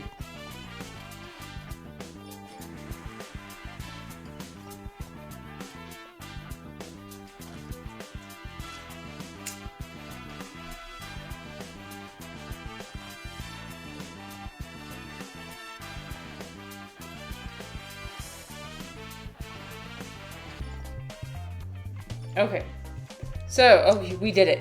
And we made the expert goal too. Holy cow. Go us. So, I want to take this opportunity now for everybody to consider, where is it that you are holding tension? Where are we holding tension? So do a quick little body scan and think, okay, my head, my face, my shoulders, my arms, my back, my abdomen, my legs, my feet. Are you holding tension anywhere? Currently, I'm holding tension. I always hold tension in my jaw. So what I like to do is I like to massage my jaw. Actually, I wear a night guard at night because I clench my jaw. I clench it so hard that there's literally like holes in my teeth from clenching so freaking hard. So I always like to go, like midway through the day, I like to open my mouth and like move it side to side to release some of the tension. Because the body keeps score. The body holds tension that you didn't realize you were still holding on to. Do you use a curling iron? No, I don't. I just I have my hair wet and then I put like a cream in it, and then usually like hair gel and oil. And I just throw all that in there, and then I like scrunch it up, and it just does this. Yeah, I like to do the minimum effort required. Okay. Vitamin C and fast travel. Okay. Convertible is fast.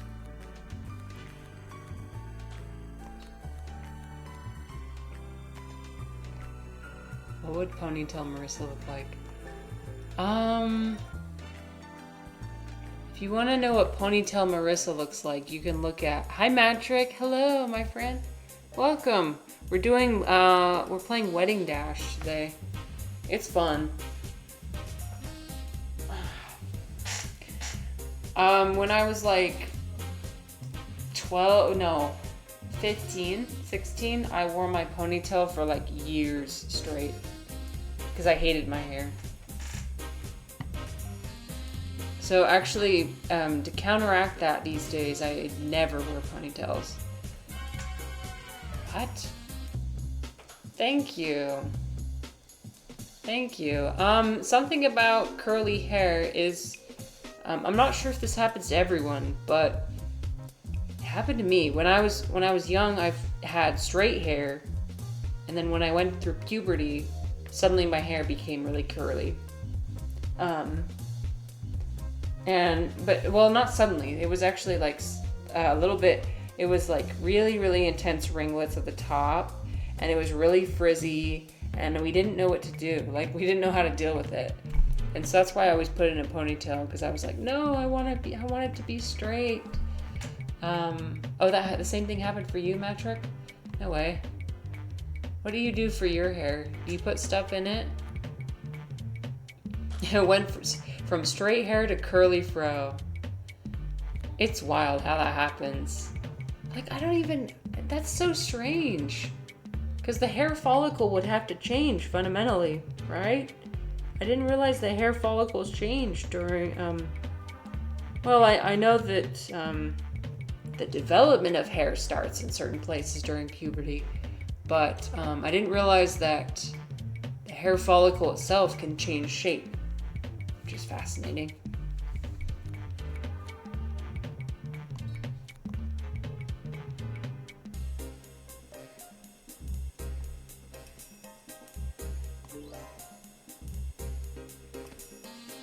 Okay.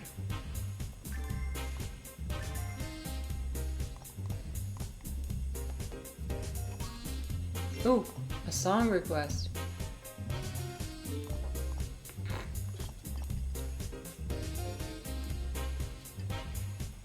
Oh man.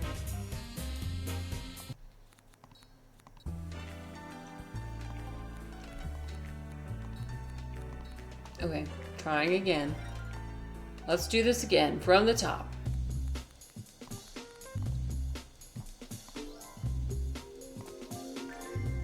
Oh my god.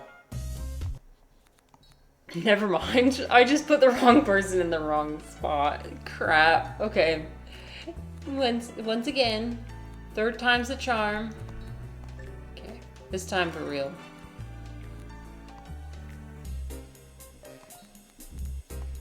Oh, okay. You guys, I think this might be the last level that we do. I'm feeling,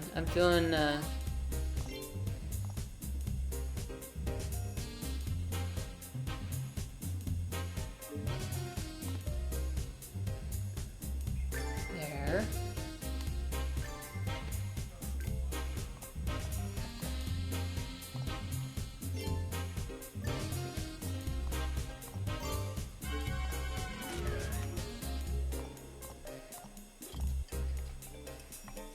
Of course, we'll look at the rest of the memes we have first. I think I've got like 1 or 2 more memes.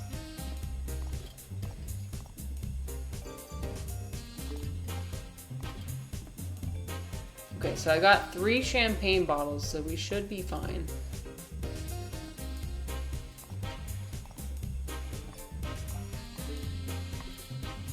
And people are coming in.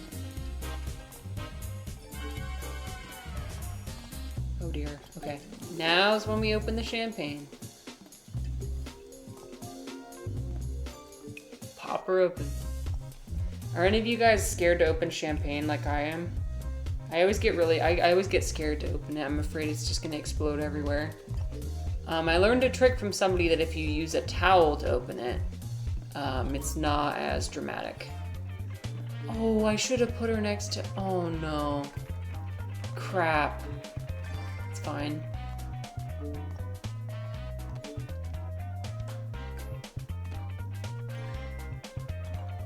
Oh no. Okay, wait. Heh.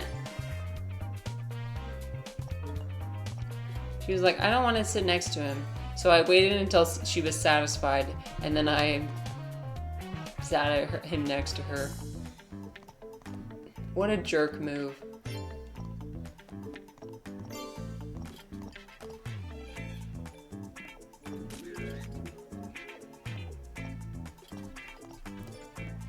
Oh yeah, I feel that the yawn's coming on. Yep, I think that's a sign for me to be done soon.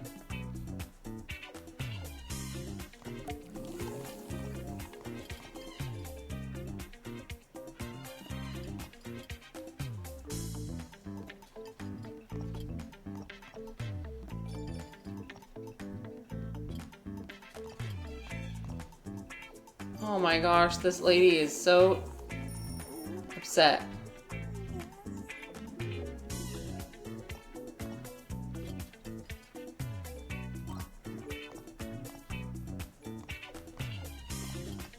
Girl, you already drank like 3 bottles of champagne. What more could you want? They really did remove... What? No. Really? Oh my god, no! Wait, what do you do? What are we supposed to do now? Wait, did we just get rid of the pop men then? Oh, that's tragic. So now the pop men are officially retired. Oh, that's sad. Ring it out one last time. One last time.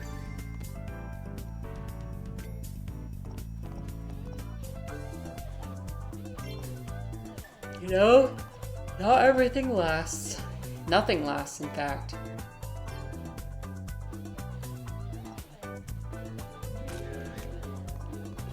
Hot friend still shows up on my chat.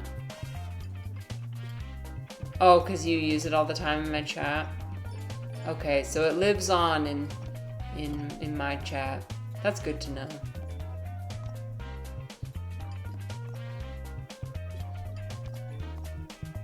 Oh no.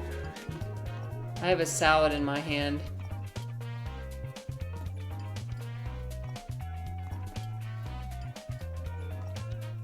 I'm gonna have to get rid of it.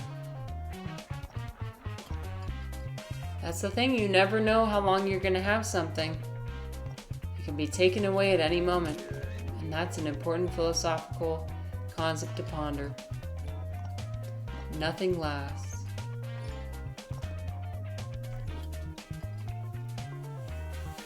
Okay.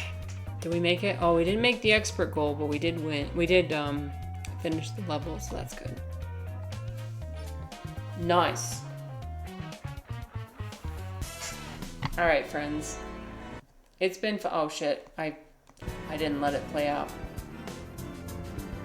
It's been fun. Let us look at the final. I'll send a email to Jeff Bezos. You think he'll respond?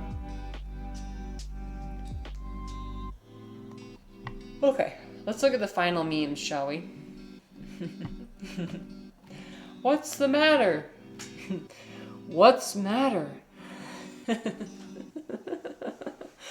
That's the matter. The matter is thinking.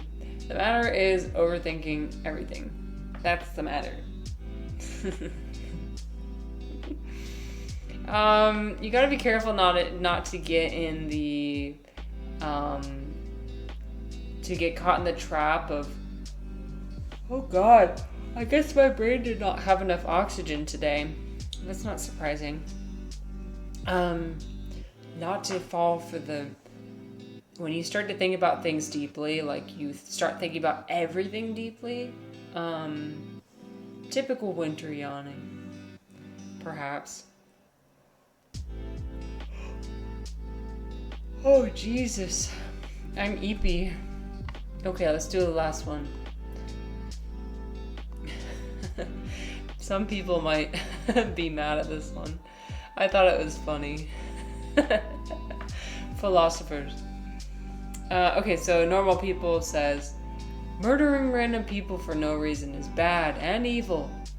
And then the philosopher says, I agree, but how do you know it's bad and evil? Also, you haven't provided a consistent definition of bad and evil. Also, what about an extremely unlikely scenario that's never going to happen? Did you even consider that? Someone says, it's self-evident. The philosopher says, what philosophy book is that from? You can't just say something is self-evident. It's not an argument. Oh my god, I bet you made up your own philosophy. Why do I even argue with you? My philosophy is actually consistent and based off of 100 books. Exactly 100. And the normal person comes back and says, sure, whatever, bro. I'm sorry if that made people mad. Let's see if it made people mad.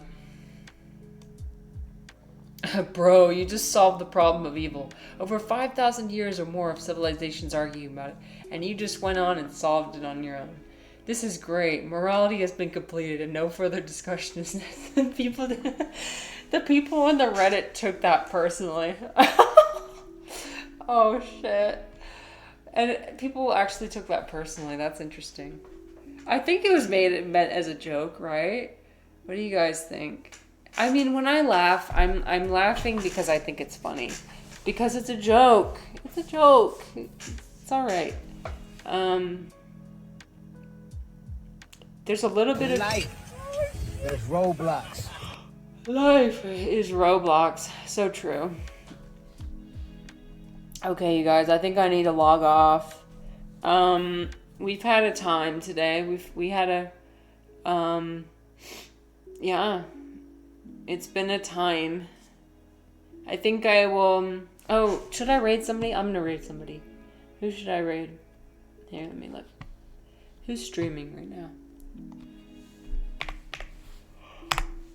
We tried our best today. I'm so sorry. I can't stop. Seriously. Oh, by the way, for those who are curious, this is who I saw the stream of. For those who are curious, there's this guy, the allegedly Ian. I forgot his name, but it showed up on my and that was a stream that I watched that made me deeply uncomfortable. I do not like this person. Anyway, he gets funny. Okay.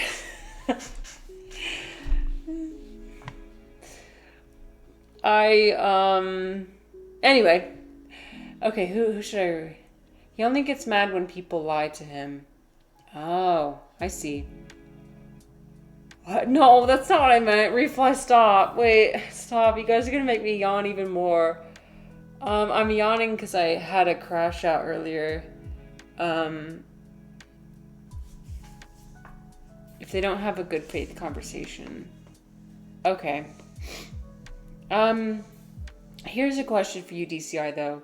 Do you think it's because I think it's possible that people can start out having a conversation in bad faith and then move to good faith as the conversation goes on. I mean, I think about... So, I'm so sorry. I think about all the arguments I've had with like my husband, for example. You know, when you start out with like really strong emotion, when you're like, I think you this, and you start out really, and then the person is able to help you,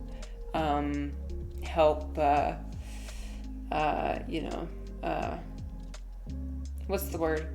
Bring you down from your spiral. And then I'm so sorry. It transitions into a good faith conversation. DC, I said, yeah, I've seen it get wild, then calm down. He just mirrors people. Okay. I mean, you enjoy what you enjoy. And so, yeah, if you enjoy it, great. I don't mean, when I say that, like, I don't mean, oh my God, this is my brain's way of saying, like, girl, it's okay. You're fine. You might have overthought a little bit too much today. Okay, as a final reminder, so sorry, we won't be raiding anybody. Unfortunately, there's nobody to raid. I always end my stream too early before everybody else. You sent me a funny thing on Discord. Oh shit, you're so right. Wait, I forgot about the last thing you sent me. Okay, I'm gonna go look at it now. I forgot you sent me really funny thing about hot yoga. Okay, we're gonna look at that.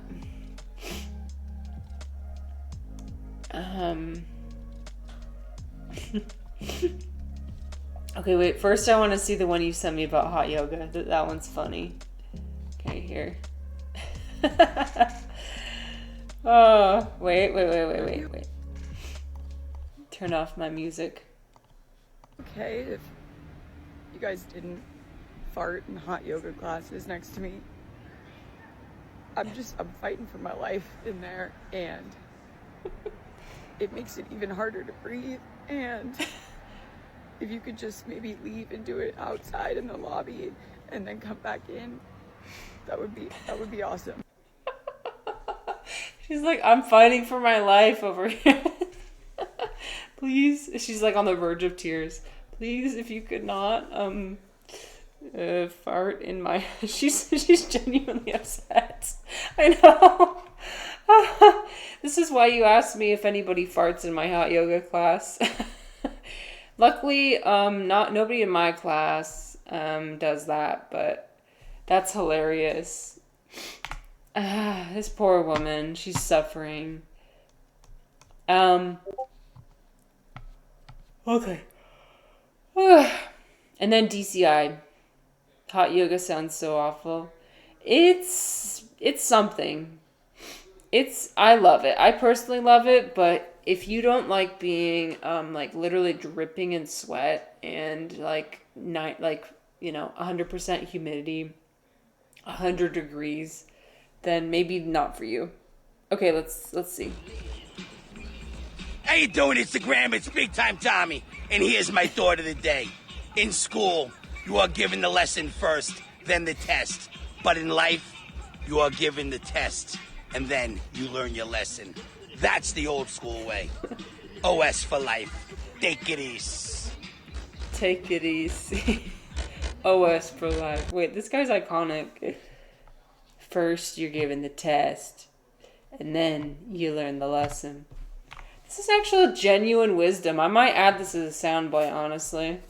Wait, I love this guy. I don't know anything about him, but I love him. Thanks for sharing. That was fantastic. That was awesome. Feel free to send me things at any time. I'm gonna do one last check to see if anybody started streaming in the past 10 minutes. Free excellent grab right there. They trying to. We could rate it to, you know what? We could embrace cringe and read into the person I don't like. Oh, but okay. That would probably not be a good idea. But it's an idea. Yes, let's hate raid. Do it. I don't know, man. Do I want to bring that kind of attention to myself? Do it. We'll show up and do the goblin mode. No, Normally I would. Normally I would love to, but this is one of those that I genuinely cannot possibly. Only choice memes for me. Thank you. Well, if you would like to go watch this stream after this, feel free. Just pretend like we raided. Pretend like we. I hated the older guy first as well. Okay, that's true. That's true. That's fair. That's fair. Maybe there's something I need to learn from this person, and that's why he rubs me so the wrong way. What? Oh, DCI, it was the person I was talking about a couple weeks ago, the person who I absolutely detested, and then suddenly I developed a hyperfixation on them due to limerence. Because I wanted a characteristic I wanted a characteristic of his to be my characteristic. And maybe that's why why this person rubs me the wrong way. Because I want something that he has. I won't get a free dinner. Well, here's the funny thing, Refly, is I actually paid for the meal. I paid for it.